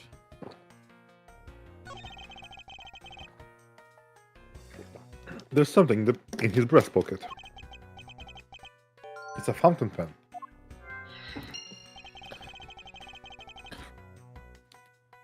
And you know I always keep a pencil behind my ear. Because Detective Bat is always telling me. You should always write your name on everything you own. Yes, somehow you do strike me as a quite forgetful individual. Is a knife wound in his chest here, see? I wonder if the wound matches the knife Mr. Rudd is holding. Labby. Yes, sir. Verifying now, sir. Make it quick. From the look of things, one could deduce that the knife Mr. Rudd is holding is what killed Mr. Faraday. It just doesn't make any fucking sense, right? Because I don't know. Like, unless they're saying that Rel stabbed... Sorry, Rel stabbed Mr. Faraday first, right?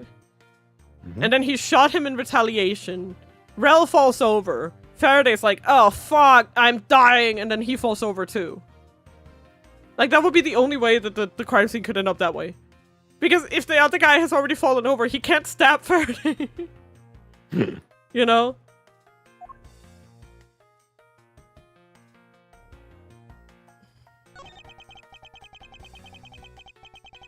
Looks as Mr. Faraday was stabbed with this knife that Mr. Well is holding.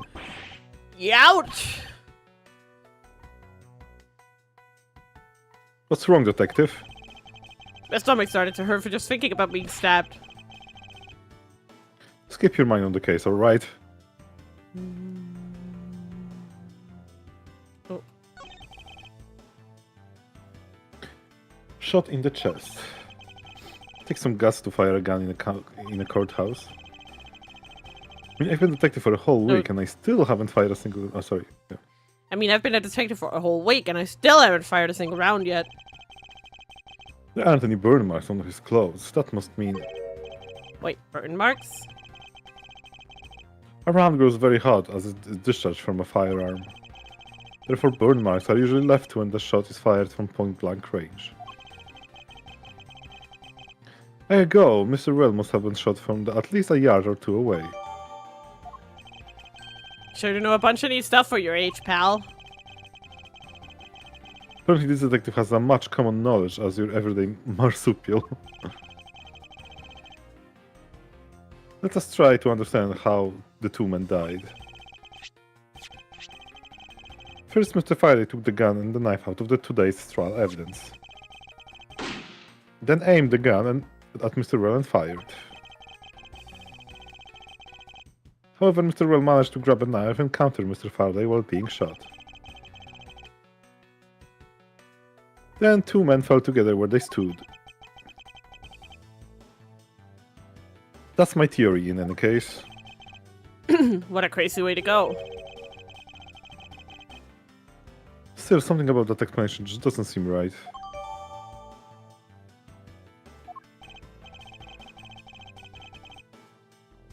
I believe now I have a firmer grasp on what happened here. Damn.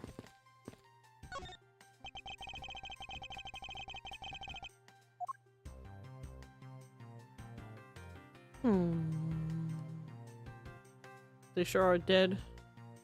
Yep.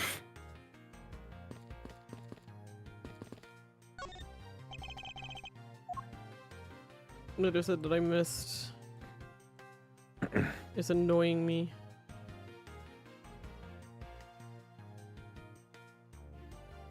Why are you saying that I didn't finish examining it? Oh, there we go. Mr. Faraday is holding a gun in his right hand. As the one Mr. Rail got blown away by, right? That be your answer? Yes, sir. We found that the ballistic markings do match that gun. Ballistic markings are the figurative fingerprints of a gun that the gun leaves on a bullet when fired. Every gun leaves its own unique ballistic markings. Therefore, by looking at the markings on a bullet, you can tell which gun came. You can tell which gun it came from. That's it. Of course, I already knew all about that, pal. Like, I do feel like I have the yap potential to just have a stupid yap stream. Like, for sure. I've done it before. And apparently if we can talk for like fucking 10 minutes about marine grade polymer, I feel like it has legs. It's a marine grade polymer, so yeah. Maybe you'd be better off going back to the academy. Ah, come on, sir. Cut me some slack, will ya? So the bullet was fired from this gun is what felled Mr. Rell. Mr. Mackerel. Yippee! Now it's done. Ito.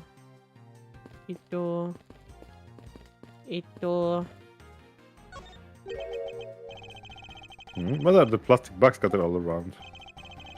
Those bags are for keeping evidence safe, pal. I know that much, detective. Sure good at this stuff, aren't you, pal?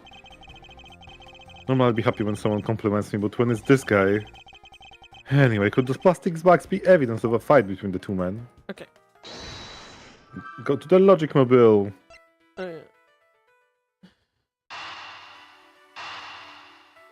I feel like this, maybe?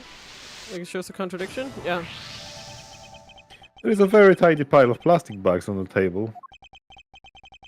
And yet a portion of them wound up scattered on the floor as well. It's not likely that the ones on the floor were knocked out overdoing a struggle. In which case, might there not be another explanation as to how they got there? Another reason? How if it's possible that the blood on the outside of the bag is related somehow? Ah, please get that blood away from me, pal.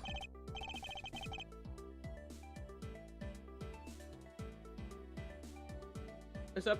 Give me a second. Okay. 1. Your second has passed, sir. Sorry, I'm just messing with you. Oh my god.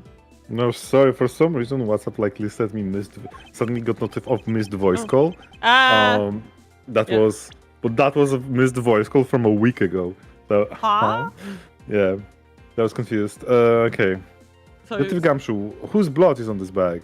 Hold me on. It's Let me, mine. hold on. Let me ask the lab guy. Lab guy. Lab guy. Lab guy. Labai? Labai. Labrude? Lab guy. Bye bye. Yabai? Yep. Are we cooked? No, We're we're not. fucking- we're cooking. fucking We're washed. so cooking. We washed? No! I had a good run. No. Now I'm washed. We tried. Oh, will we get the which you tried the word? Ah? We'll get the you tried the word. That word would you get when you tried? Yeah. Yay! What is it? A golden star. You tried. What do you mean Yippee. golden star?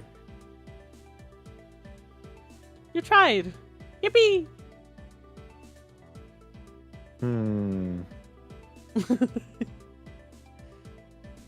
All right, please hurry. It's to get it loaded, us pal. It's Mr. Faraday's. The technician said they didn't find anything else or on or in the bag either.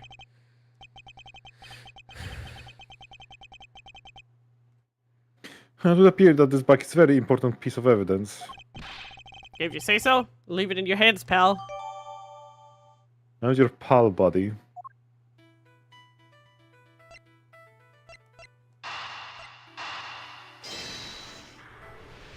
Eureka! Wrong That's game. plot of Mr. Faraday. What do you mean wrong game? That's the wrong minigame.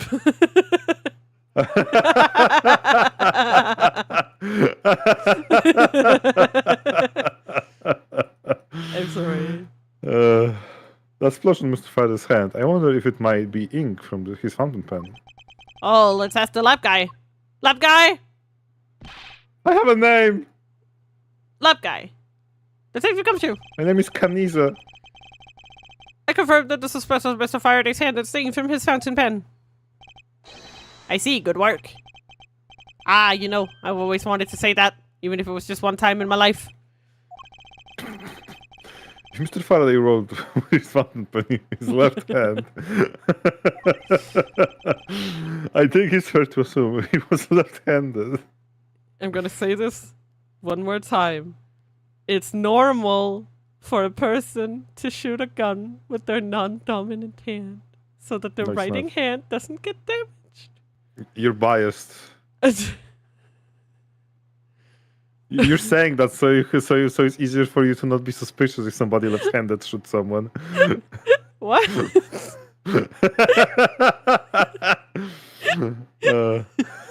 You're trying to dissolve the blood in it's like they can't use it against me now.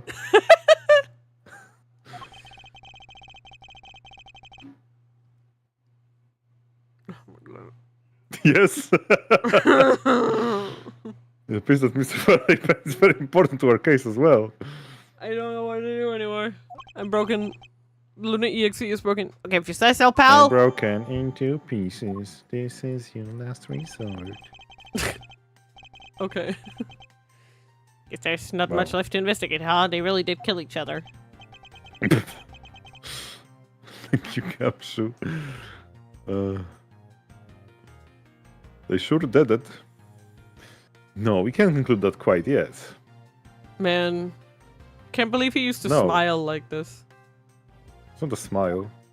It's a pain. There's still something I find very peculiar here. The theory that they simply killed one another is too simplistic in this case. Yanni. It's pedestrian.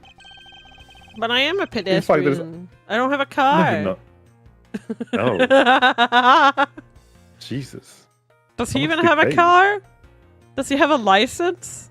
Is he old enough to have a kill. license?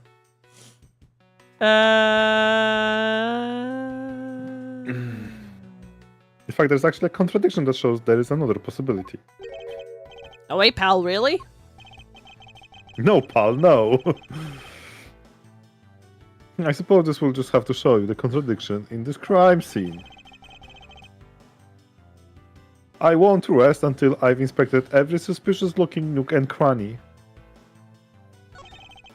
Cranny. Look at this photograph. Look at this graph.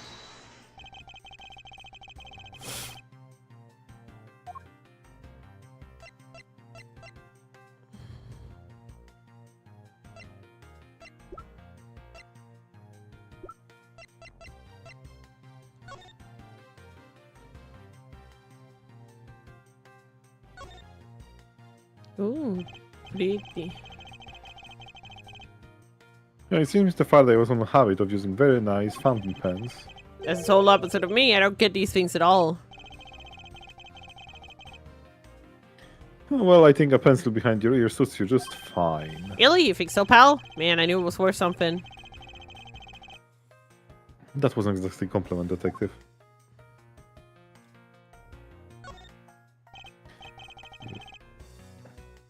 This looks like a quality nib. Yeah, let me test it out, pal. Ooh, this is really, really... Ah! Getting all over my hand. Detective Gumshoe, don't ever play with the evidence like that again. Please. It has numbers on it.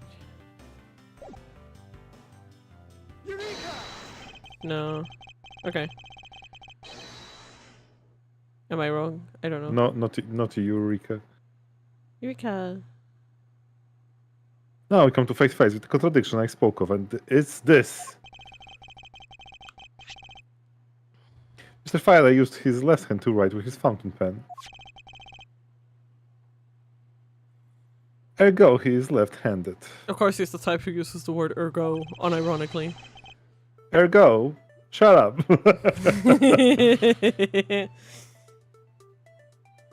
And yet, the handgun in his right hand. Don't you find that odd that the left-handed Mr. Faraday would hold the gun in his right hand? That, ladies and gentlemen, is the great contradiction haunting this crime scene. He's saying lady in singular because friend is the only one in there. That's so dumb. Hey, you're right, pal. That does seem kind of strange.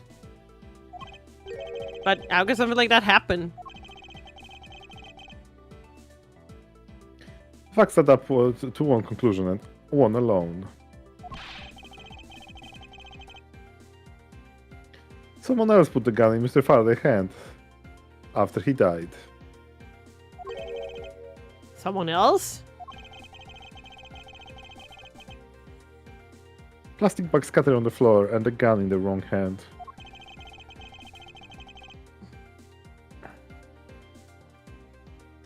I sense the presence of a shadowy figure behind this case. A person of vile intent who is serious about keeping the truth from us.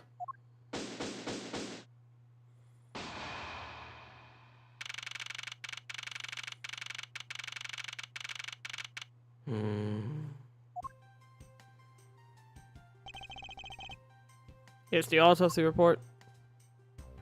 Is it updated? It is probable that Mr. Will survived for a short time after he was shot. However, Mr. Faraday died instantaneously from his stabbing. Interesting. It was indeed stabbed. Which means that he could not have been stabbed first.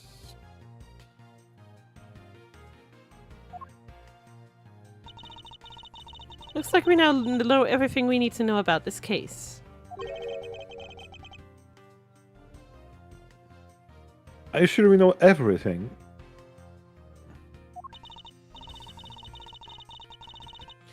Of course, the incident began with Mr. Faraday attempting to get his revenge. The prosecutor went into a rage from being accused and tried to kill the defendant. But the defendant fought back and they ended up killing each other. It's all very clear and simple. There's absolutely no margin for doubt. Well, look at you, aren't you smart? Do you really believe that to be the truth? Huh. You're saying that just because I figured out the truth before you, that you don't want to believe it's true?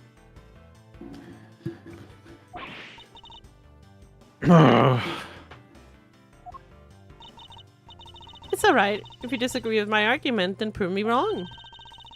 Well, if there are any contradictions to be found, that is.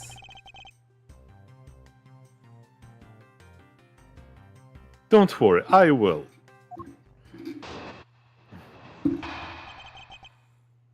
Don't you worry, child. Mr. Faraday's death was instantaneous, while Mr. Rell survived for a short time. From this, it is obvious that Mr. Faraday died after he shot Mr. Rell. And Mr. Rell, while on the brink of death, stole Mr. Faraday's knife and stabbed him. Those are the facts of this case.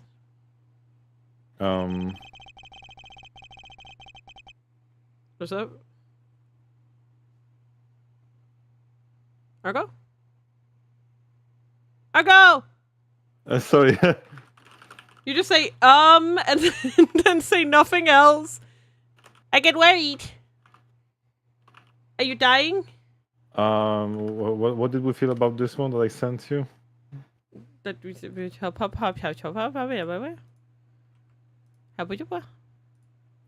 Shabalabaduba? Like, I mean, it's definitely seems like a W, but is the alpha running out soon? kinda, yeah, and just yeah. I mean, I'd like it, but Okay, I mean, me too. I mean, ooh. Come on. I mean, you already know who I'm gonna pick. Is it Victoria? No. Then I see. Yeah. You already know I have a type. Yes. And it's the Yes. one with it's the one with short who's tall with short hair. No, they're not that tall. Okay. Are you good?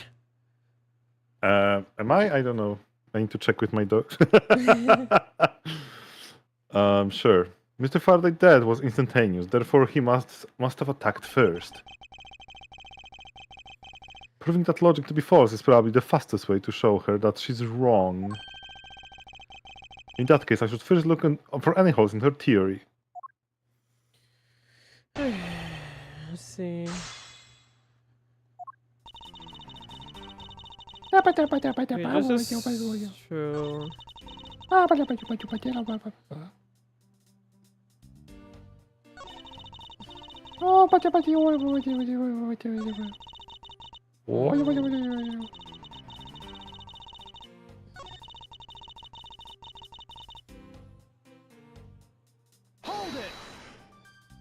Ciotto matte. Mr. Faraday shot Mr. Well before he died. Do you have any basis for that statement? Your foolishness has no end, does it? Now I hate to repeat myself, however. Mr. Faraday died instantaneously. That's all the basis I need. Alright, so if Mr. Faraday died instantaneously, then he must have attacked Mr. Well before being stabbed. You're finally beginning to catch on, I see.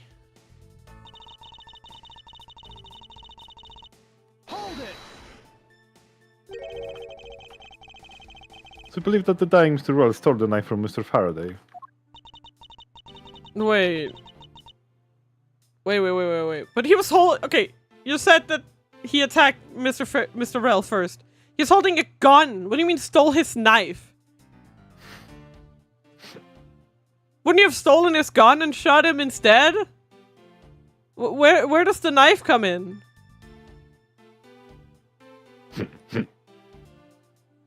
Mr. Rell became desperate as he did not want to die. Human beings can do amazing things and they're put to the test. So the two men struggled. And in the end, Mr. Rell was able to grab the knife and stab Mr. Faraday. From where? Where was the knife? Where did it come from? The messy condition of this room is a testament to the struggle. Yes, my logic is perfectly sound. Can you really say that it's perfect? What are you insinuating? That you're wrong. Nothing, however, I can't let what you say slide by without inquiry. One must be clear and precise, so if you could append the statement to your testimony. Fine.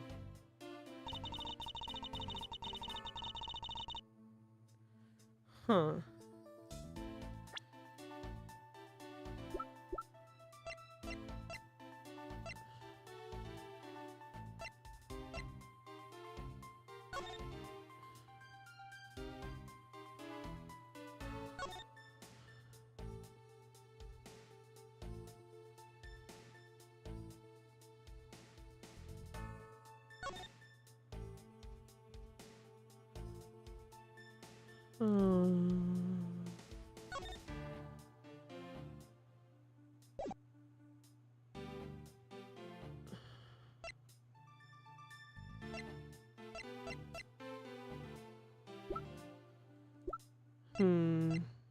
My instinct is saying this.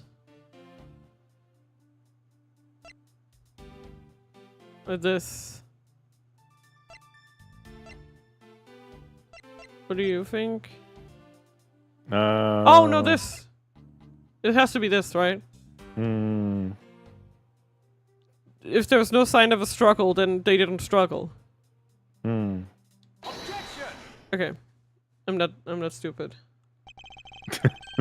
I mean, I am, but I had a moment of clarity. If the men were fighting, their struggle would have surely caused quite a bit of noise. However, Detective Gamshaw testified that he had absolutely nothing. Huh, you place too much faith in that detective's testimony, you know? But for sake of argument, let's say there wasn't a fight. Now then, how then did Mr. Rell get his hands on the knife? Yes, that's the crux of this fucking issue! You finally realized it! Mr. Faraday's bag was sitting right here in lobby number 2. Like, okay, you want my opinion? It seems way more likely that he stabbed Mr. Faraday first and then someone else shot him from outside. And then yeeted the gun in. Because, okay, it is the 3rd floor, I get that, right? But there's a way to get up there. It's not the end of the world. And you can, even if you can't walk through the bars, you can, stick your hand through and throw a gun in there.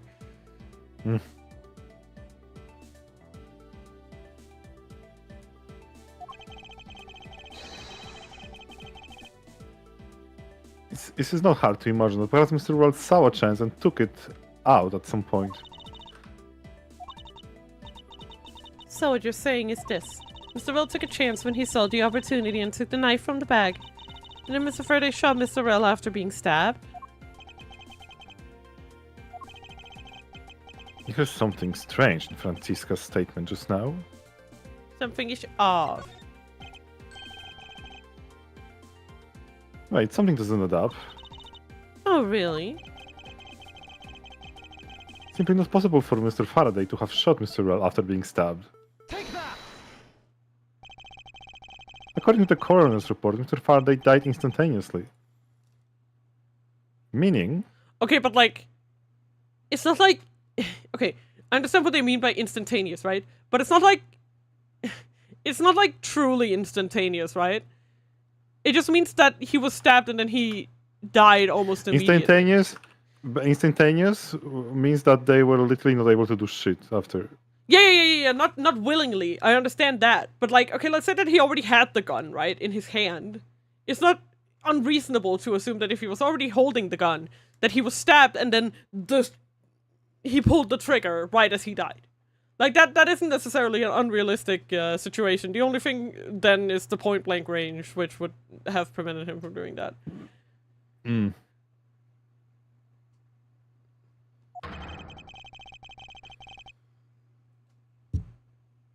That he died immediately upon being stabbed by the knife. Ergo, he could not possibly have fired the gun after that. Oh, you got me.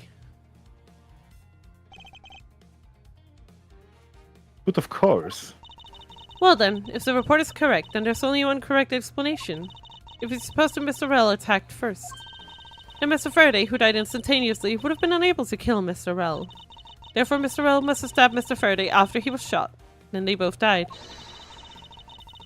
That is the only explanation that makes logical sense. Negative your opponent's ideas in order to prove your own theory. I see you've been studying, Franziska. I just wanted to explain it to you as simply as possible. Before you foolishly propose a foolish theory that only a foolish fool like you could.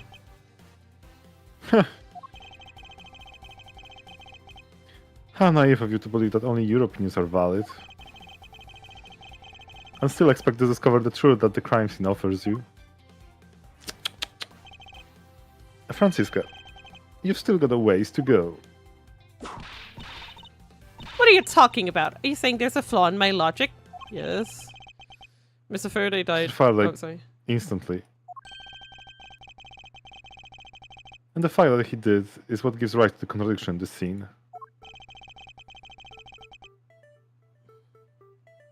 Yeah, the order the The body is contradiction here in this fell. crime scene is...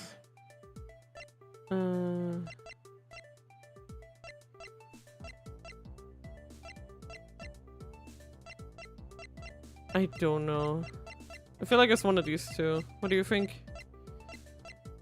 Order... I don't...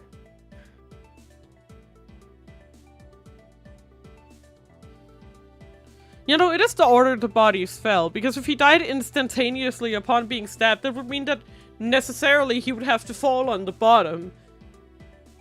And then Rel, who had just stabbed him, would then fall on top of him. Yeah. That is the only way, because if Rel had enough strength to still be stabbing him at that state, then he would not die first. He must have died last. So I do think that this is it.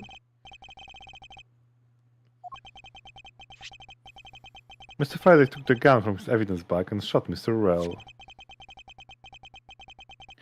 Then he wounded Mr. Rel, found an opportunity to take the knife and strike back.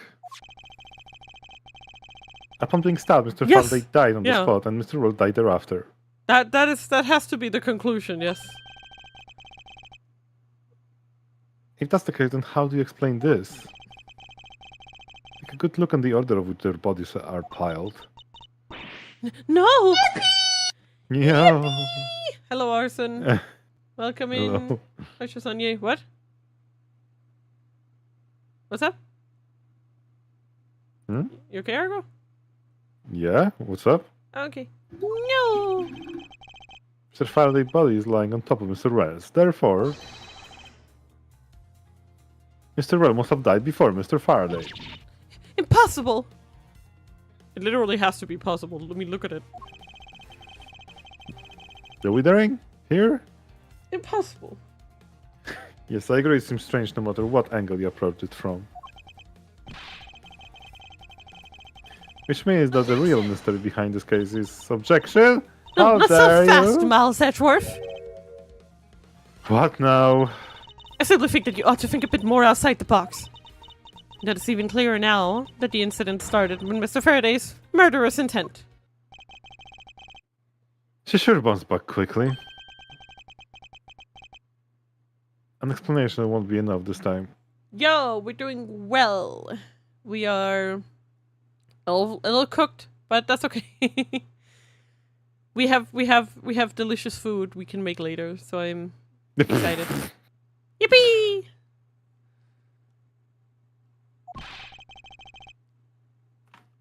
It's going to take some very decisive evidence to prove her wrong. What happened, part 2? It's just chance that Mr. Faraday's body fell on top of Mr. Rel's. The two bodies fell into a pile, which indicates that they attacked each other at the same time. It really doesn't matter the slightest that they fell in the opposite order. What? Didn't you just say? Didn't you just say that Mr. Rel was shot first? So how could they attack each other at the same time? You dumbass! Damn.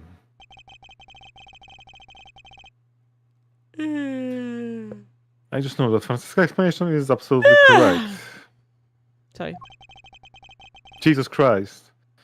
All I have to do is find a hole in her logic. I'm a little Once I do, I sleepy. can then present her with the evidence that proves the contradiction. I'm a little hung snoo. Me. You know? Oh, no, no, no, no, no, no. Hung snoo. Me. Oh, no, no, no, no, no, no, no. Lappa, lappa, lappa.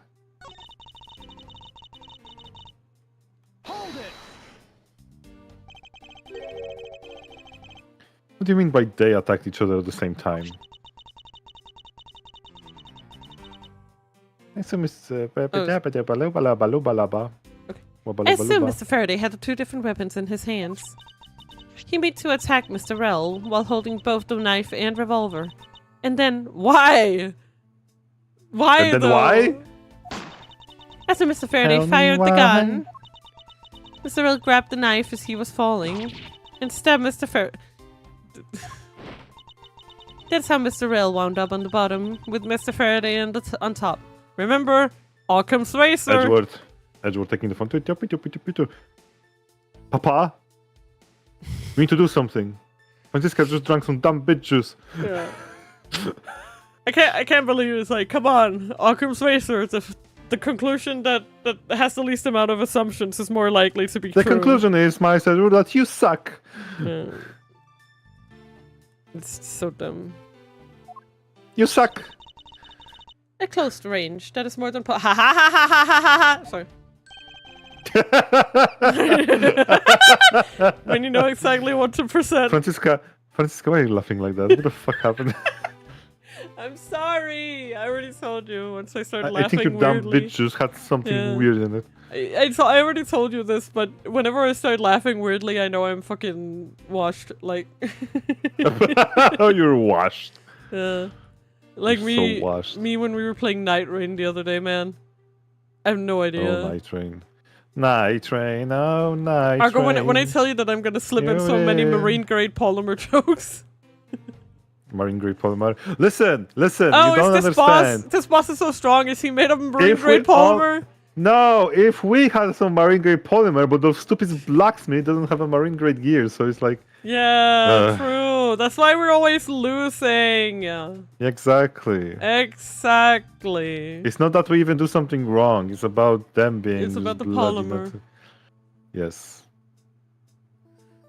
Okay, go on. Yes, it's possible, but Well, if you have any other ideas, let's show me what you got. oh, I will. And to that extent, I'd like for you to append that you just said to your testimony.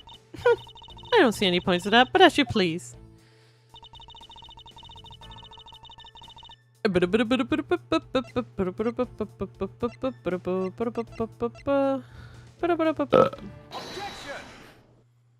Damn. Objection, you're a bitch. Also, the Oh game my is God. running at 180 FPS, which is funny to me. Oh boy, your PC is going to die. So you believe that they killed each other at the close range? Sorry, but that's impossible. Just as it's written in the crime scene notes, the firing of the handgun did not leave gunpowder burn on Mr. Rell's clothes. Therefore, Mr. Rell and the gun must have been separated by a distance at least 2 or 3 yards. By the way, they changed that. He said 1 or 2 for before. He's he...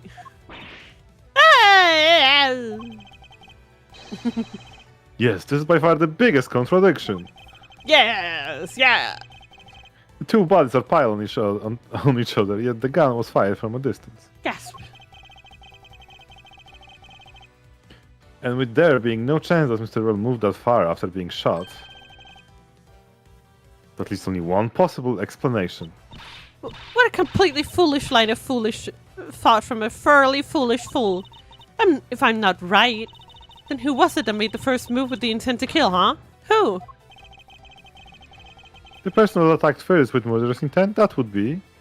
I mean, it has to be... Right? What's happening with you? Right? It's not Mr. Right, no. Aw, I was hoping. Sag.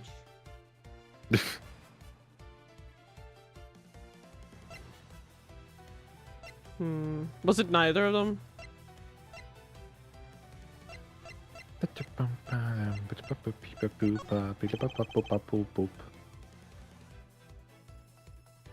Mr. Rel, of course. You know, your foolhardy ideas making me feel just as foolish as you. The murder weapons used in this case were taken straight from Mr. Faraday's bag. The victim, Mr. Faraday, had items that could be used to kill in his possession. It's something Mr. Rel wouldn't have known. Yeah, okay. It's a third Yeah. party. Yeah, I figured. Mr. Rel wouldn't have known what was inside. Or the humanity of me. Here in this room. Contradiction appear no matter which man we claim attacked first. And thus there can be only one explanation. There was a third person here.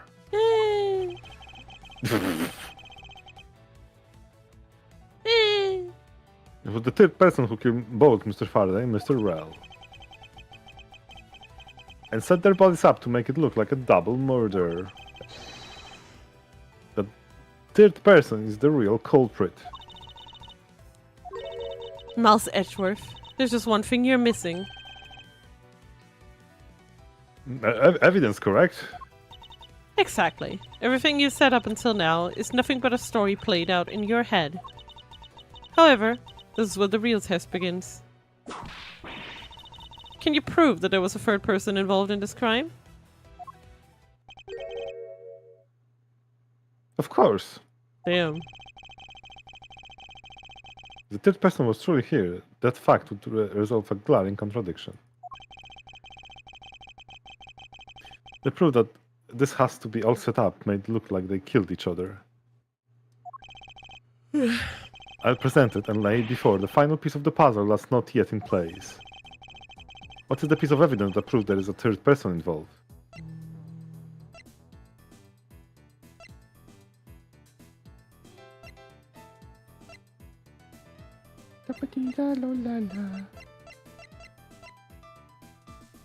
I have no idea. Damn. Do you have any clue?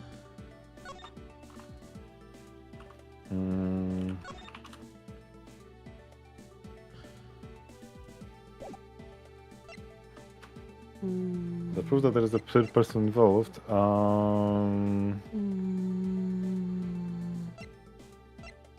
Is it the knife?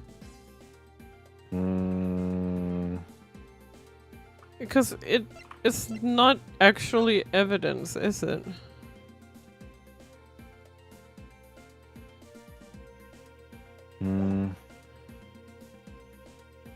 Handgun? Take that! The gun in Mr. Faraday's hand and the plastic bag with his blood on it. These two items point to the presence of a third person. How so? Recall Detective Gumshoe's testimony. I was in the hallway the whole time, but I didn't hear a single peep of a struggle. There wasn't a struggle in this room. And there shouldn't be any plastic bags on the ground. Oh, like that. Yeah. Meaning that someone else must deliberately scatter them around. Ah!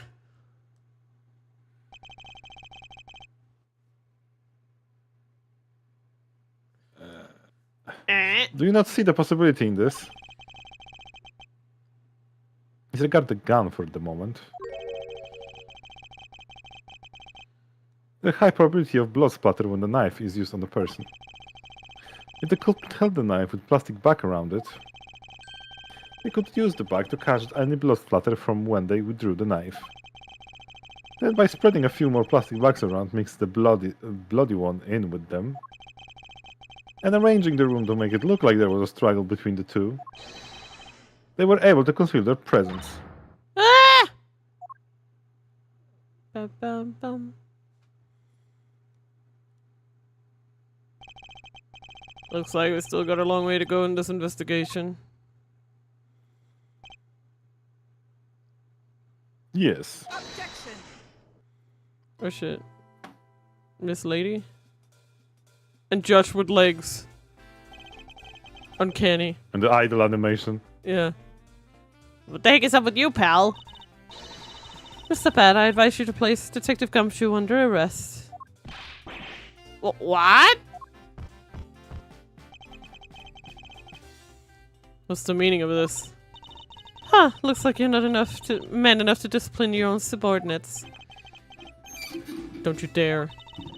That detective claims he was there, standing in front of the door the entire time. But I have it on good authority that it was all a giant lie.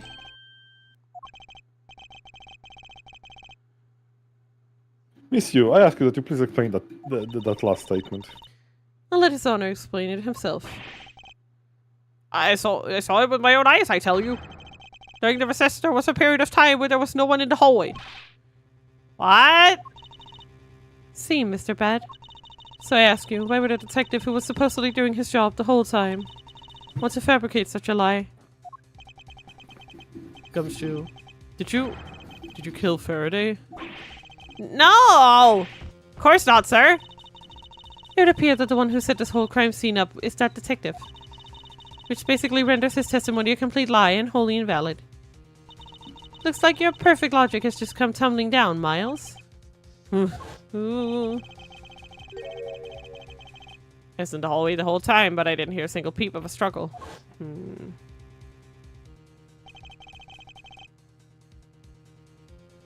Was that statement a real lie? Detective Gumshoe, you're now a suspect in the murder of 2 men. Now spit out the truth or so help me. I haven't lied to anyone, sir. Honest. I really was there. I was in the hallway the whole time.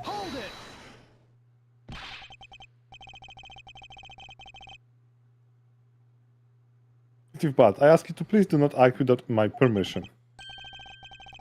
After all, I am the one that is heading up in this investigation, am I not? Don't talk like you know what's going on, boy. All I want for this investigation to run perfectly. Perfection is the only wish of a disciple of Von Karma, after all. Therefore, before you take Detective Gumshoe into custody, I'd like to set the record straight on something. Detective Bad, is there a problem? No. And what's that?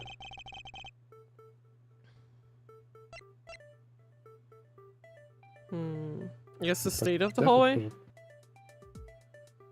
Maybe? Like, yeah, something like...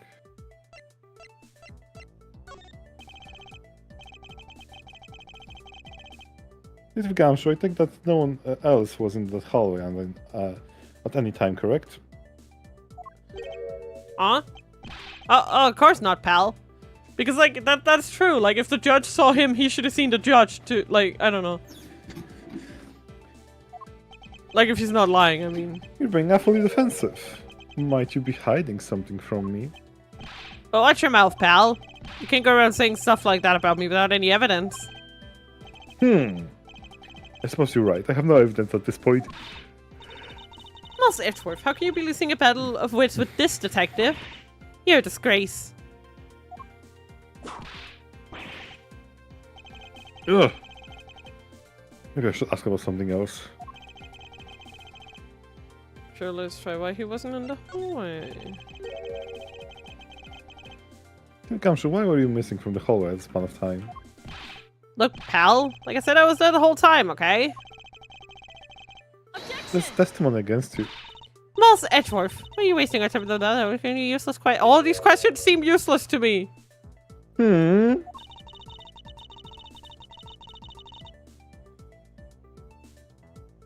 The only logical reason as to why he was absent is that he was busy committing a crime.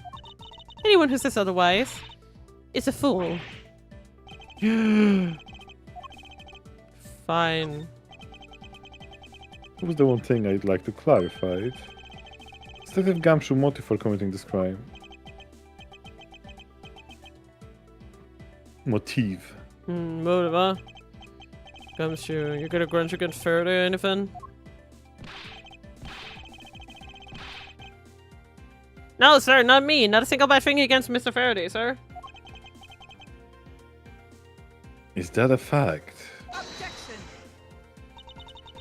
You really have a problem with lying, don't you, Detective Gumshoe? I'm telling you, I am not lying! The more natural you act, the more suspicious you become, you know? If you want a motive, Edgeworth, I have one for you right here. Could you please... Oh, sorry. Can you please share it with us? However, be forewarned that I won't hesitate to object to flights of fancy. Because all I'm interested in is the perfect explanation. No, Mike-chan. Mike-chan? My Mike-chan. Contact Mike. Contact Mike, he fell. Oh no. You're serious, aren't you? Fine. Igor, I'm not gonna kill my voice further by laughing. My voice is already dying. Fine. You amuse me, so I'll humor you with a little courtroom practice. Bro moment. Certified. Bro moment. Bro. It was about a week ago. A week ago? I saw the detective get chewed out by a livid Faraday in front of the precinct. He said they're super pale. Mr. Faraday yelled, "That's a salary cut for you, you nitwit!" A brand new detective suddenly getting his salary cut. That's reason enough for a grudge. A murderous grudge, though? This guy gets his salary cut every other fucking day, man. He would have killed like 24 people at this rate. But he hasn't. Isn't that proof enough? Well, how's that for the perfect explanation?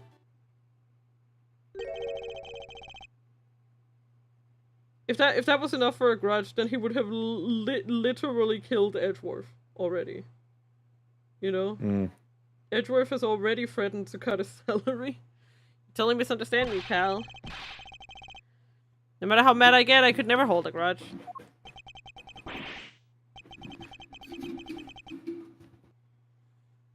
Quiet. We can't trust anything you say. Sir. There's nothing... Oh, sorry. I go? Yep. No, there's nothing wrong with the motive she proposed, per se. There's some gaps in her logic that need to be filled in.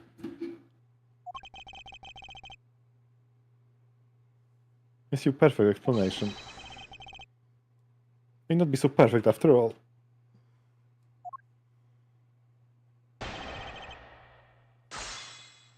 Okay.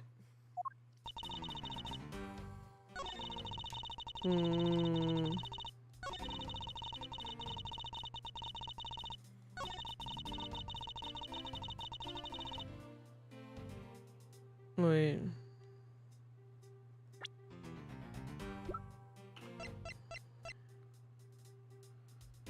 Okay.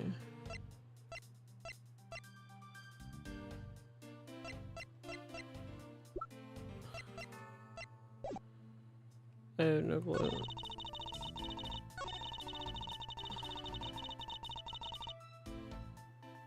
Hold it!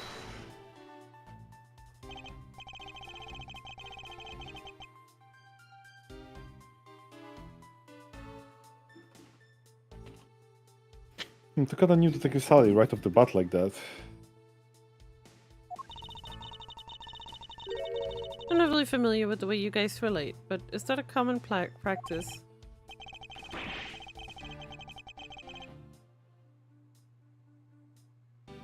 Speaking of cutting my salary, didn't you threaten to do that to me earlier too?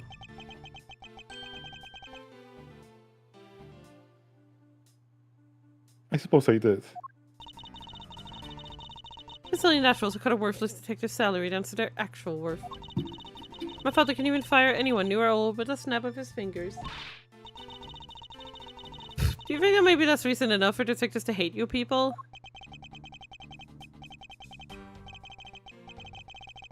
Well, I guess they really shouldn't cut people's pay. Take the bat. Don't tell me Mr. Von Karma cut your salary earlier. Okay.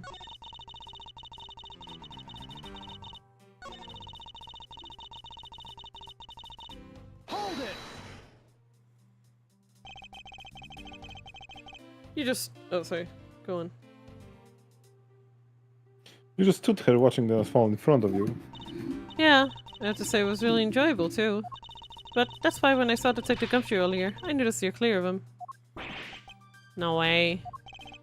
I thought it was because I had something stuck on my face. But you do! You have your face stuck on your face! Huh? What I got stuck on my face?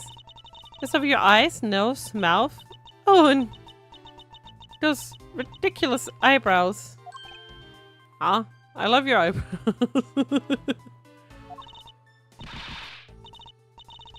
Oh god.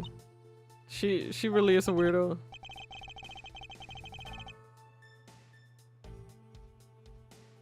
Miss you, if you don't mind, I'd like to return to your testimony now. Sure, why not? Hold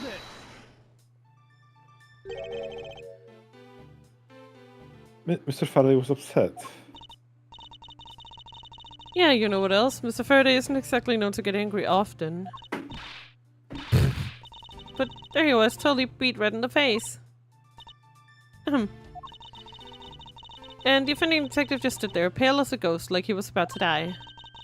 Just like the face he's making now, right? I'm completely innocent, I tell you!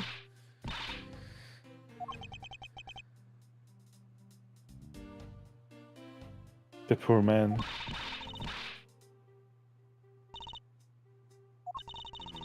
It's quite the scene with the detective. Okay, I have... She's really callous to you. Yeah. I have no clue what to percent even.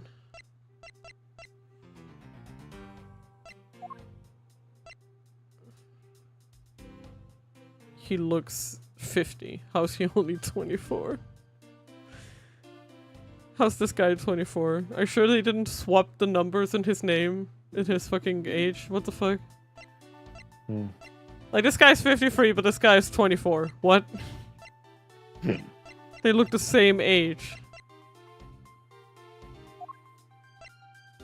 You want me to believe this guy is older than this guy? Nah. Okay, I have absolutely no clue what to do here.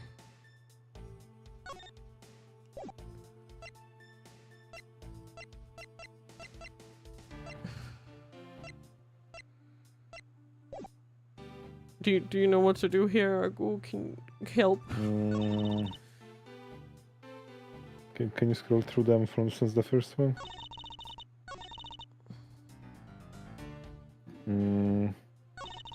Okay, next one. Next one.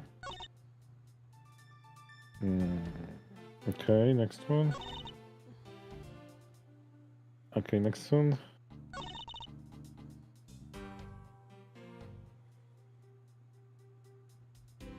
Just press this, I guess. Hold it! Call your explanation perfect? Is it not to your liking? Unfortunately for you, it's not up to my standards. Oh, is there something you want me to clarify in that case? Yes. Yeah. Right, if you clear this one thing up for me, the motive, yeah. I have no idea. I literally just said. The motive? Yes. Because we literally don't know what supposedly it is. I understand there becomes a potential motive for killing Mr. Faraday. However, what about his motive for killing Mr. Rel? His motive for killing Rel? Like I would know. If there is no clear motive for both of the murders, I doubt this incident would have occurred. Wouldn't you agree? Is there anyone else who might have had a grudge against either of the two men? Or should we look into ourselves? Well, in that case, I have absolutely no idea.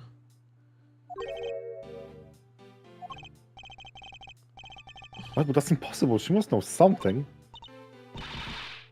Yeah. Can you please not glare at me like that? It makes me laugh. I see. I didn't even do anything and you're already laughing anyway. Well, anyway, the way I see it, as long as he had a motive to kill one of the two, just kind of played out the way it did anyway. Oh, would you care to explain your logic? And this time, please try to provide truly perfect explanation. Perfect is perfect. That you were the one who brought it up! Stop being so uptight, or is that a requisite trait for being a Von Karma? Miles Edgeworth, I demanded you shut this rude woman up! I wish you both be quiet for just 1 second. Real. Oh, well, I guess I'll just have to explain it to you kids. There's no one out there with the motive to kill both Mr. Faraday and Mr. Rell. All you really have to is establish that someone had a grudge against one of the two men. Mr. Rell, who happened to be there, became a witness to Mr. Faraday's murder. Therefore, he was killed out of necessity and set up to look like they had killed each other. Well, that's really true. There's no one out there with a grudge against both men. I should take another look at the evidence for this morning case.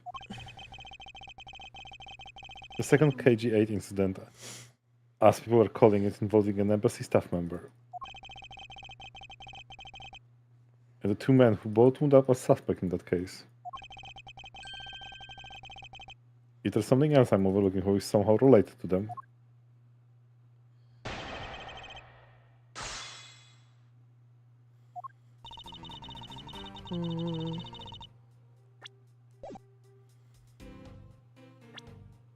What's the file on the KG-8? The victim is CCU. Yeah, it has to be her. And present it to this. Hold it! Actually, you should just present. There's no one else who might have a grudge. I mean, using evidence to get to I the suppose point. no one is a bit of a straight stretch, but I'm pretty sure no one like that was here in this courthouse today. Okay, yeah. She's lying to her teeth. We just saw someone like that in here earlier. It's like you didn't need to prove that the killer had a grudge against both men. Okay, so... No, what they're saying is, it isn't... It's... Shouldn't we present... him? No? No? Oh, I guess it is. Lune! Should we present her profile or the evidence? Lune! The evidence! Me. Her profile proves nothing. The incident overview proves that they are related. Stop! Stop what? I have stupid. Like, yeah, but... I have stupid. I have it as stupid. Monsieur, I believe that's someone you overlook in making your statement. Or rather, is it because you rather not bring this person up? What do you mean? We are looking for someone with a reason to kill both Mr. Faraday and Mr. Rell. I can think of at least one person that fits the bill. He was a suspect in the original KG-8 incident. A member of the Cadopian embassy staff, Mr. Manny Cauchan.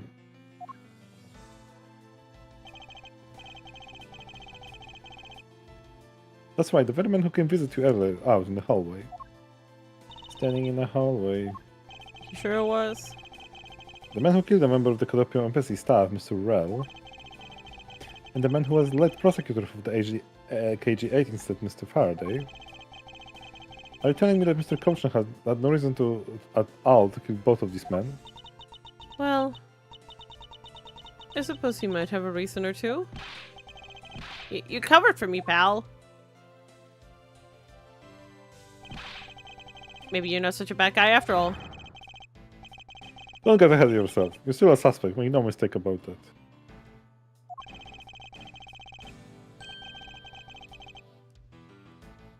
Perfect evidence, the perfect testimony. These are the only things I wish to hold. But I didn't do it. I didn't do it. Stay under my authority and go investigate Mr. Money coaching for me. And remember, I will not be very forgiving should any... You want to investigate Kochin? You just be wasting your time. Why is that?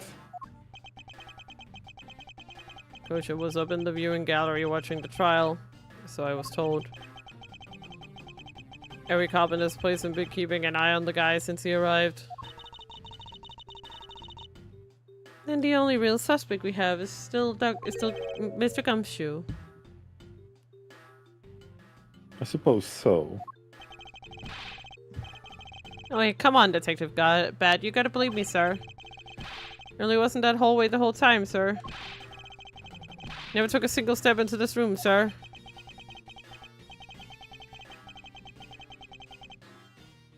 Okay, then are you saying there was someone else who passed through the hallway? No, there was no one else, sir. Then why should I believe you didn't do it? I just want an incredibly foolish detective.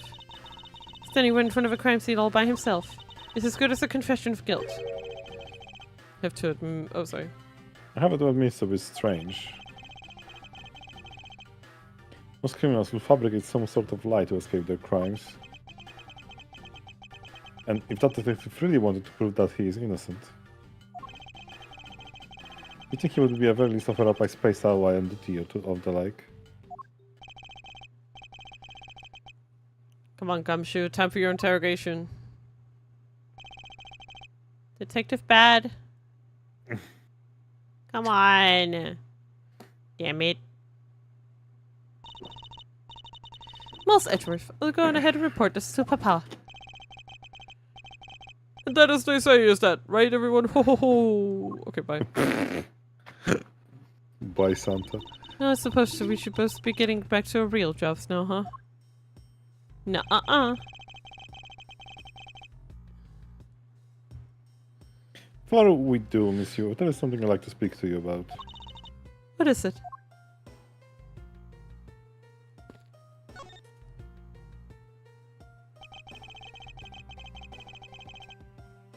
Have set these two men up and make it look like they killed each other.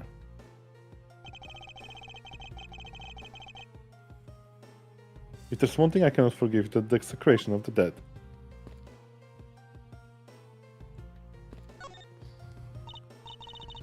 So, what did you want to ask me about?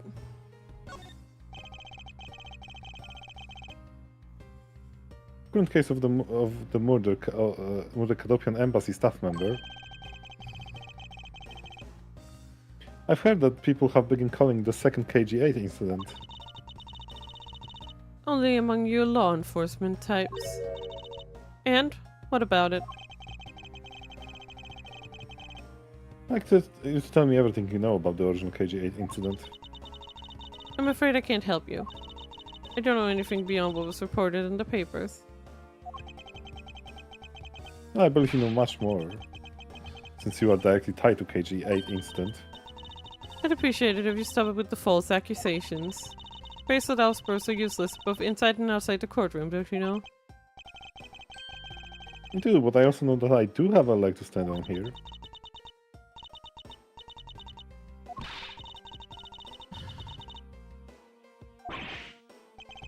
Ah!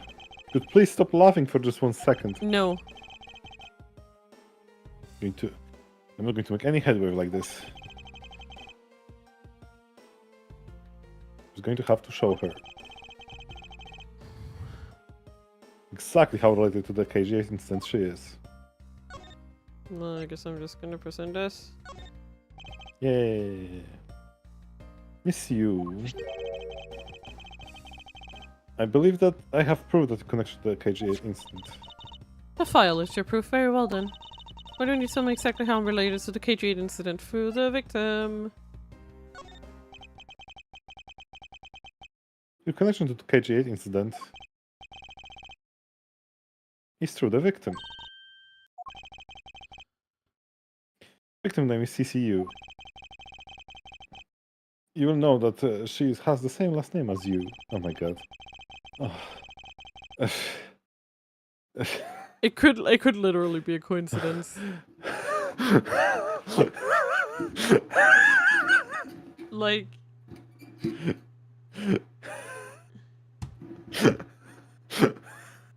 like really.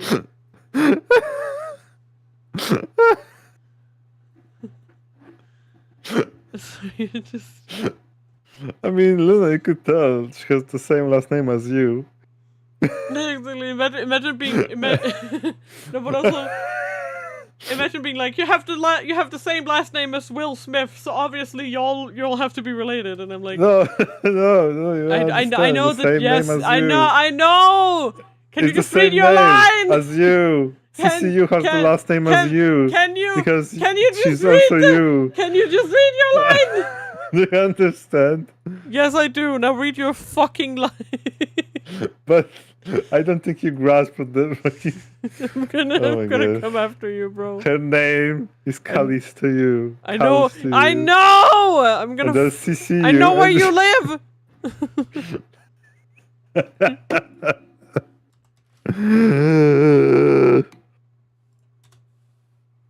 Can you really still tell me, Edward, with a straight face that you are not related to this case? Yeah, laugh away. Sorry, but we're not related. I didn't know you were married. What? Yeah. Just kidding. You asked that question with such a serious look on your face. I couldn't help it. Baaaaack.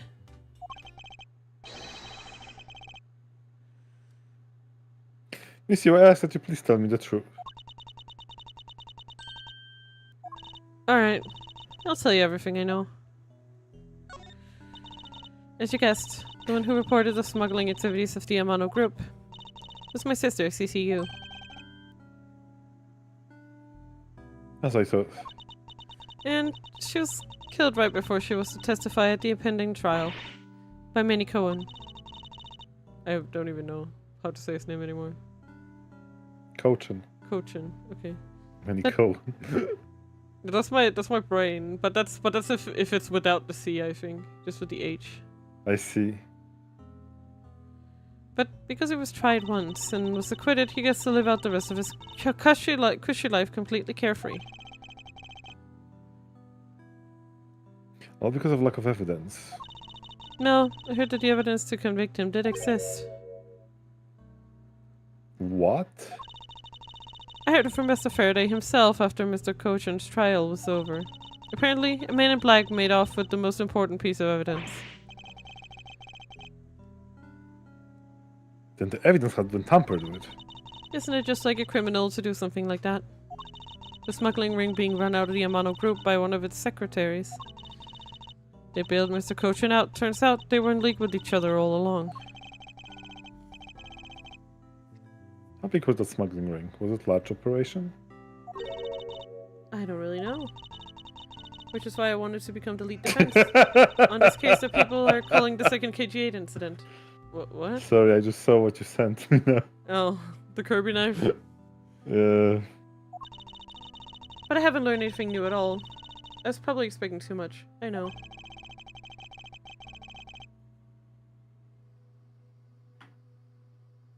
You mean you think that this has nothing to do with the smuggling ring? I don't know what to think.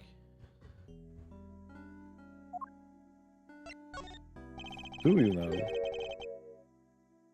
Why did Mr. Cochin want to meet with you earlier? Actually, he came to watch the trial. Apparently he only found out that I was the defense lawyer on this case after he'd arrived. He figured he should say hi and one other thing. Looks like you couldn't resolve anything this time either. Too bad. What's that supposed to mean? Oh boy, stop it with the scary face already. It's fine. I'm fine, really. Give him a good slap across the face.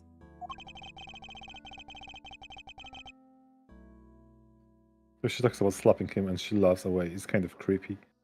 Low-key deserved. But it's just as Mr. Bat said. He's not related to the double murder. I asked around and people in the gallery claimed that he was in his seat the entire time. Talk about cruel fate. Well, that's about all I know. Sorry. Guess it wasn't much help, huh? That's not true. I'm sorry I made you recall such a painful time in your life. But you really are too serious for your own good. You will need to learn to relax. We wouldn't want you to die of stress, would we? Thank you for the advice, but there is no need to worry. I work in my own way. I will catch this criminal in my own way as well, you'll see. Nah. Look at you with your game face on, ready to go. I'm making no such face. You're making a game face? Did you know? Laughter is the best medicine, Edgeworth. Don't you get tired of making such a serious face all the time? I'm charged with making sure that all the criminals of this world are found guilty. I have no need for laughter. There you go, making that face again. Oh well. I gotta get going. I have a few loose ends I need to tie up.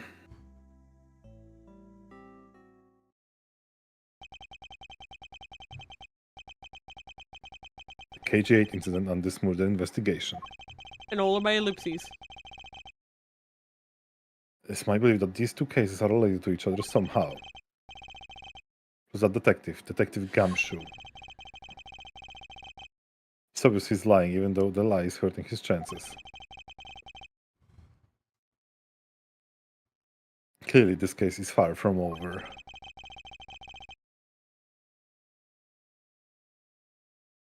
But when I know the detective is on the can only be determined once I complete my perfect investigation. Mr. Von Karma, I swear to uphold your honorable name, or my name isn't Miles Edgeworth. Literally, where's one karma in your name? Questions to be asked, you know? Mm. Alright, perfect time to end the stream. Look at that. Strem. Stream. Almost exactly 3 Strem? hours. Oh, Stem? the Strem. Stream? Stem? Strem?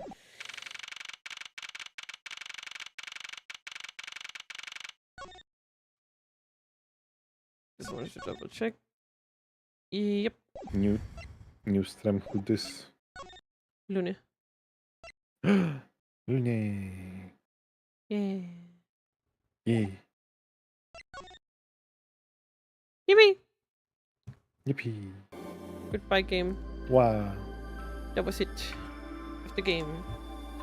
Today. The game. Today. Yeah, the game. Today. Yay. The game. Today. So I'm just putting my Today. controller back. There you go. That was a situation, huh? Holy shit. I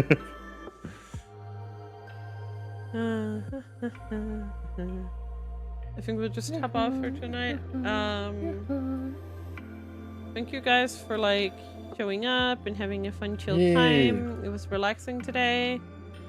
Hope to see you guys next week. It's gonna be a little different because I'm going cross country. Places. Yeah. Like Wednesday, no, Thursday. Thursday and Friday. Sorry. So I think I might stream Trails on Tuesday since I streamed Robotics Notes this week. Just so I don't hold too long of a break between them. I think that's a good way to do it. So yeah. I'll hope to see you guys there. Love you guys. Goodbye and good night. Bye-bye.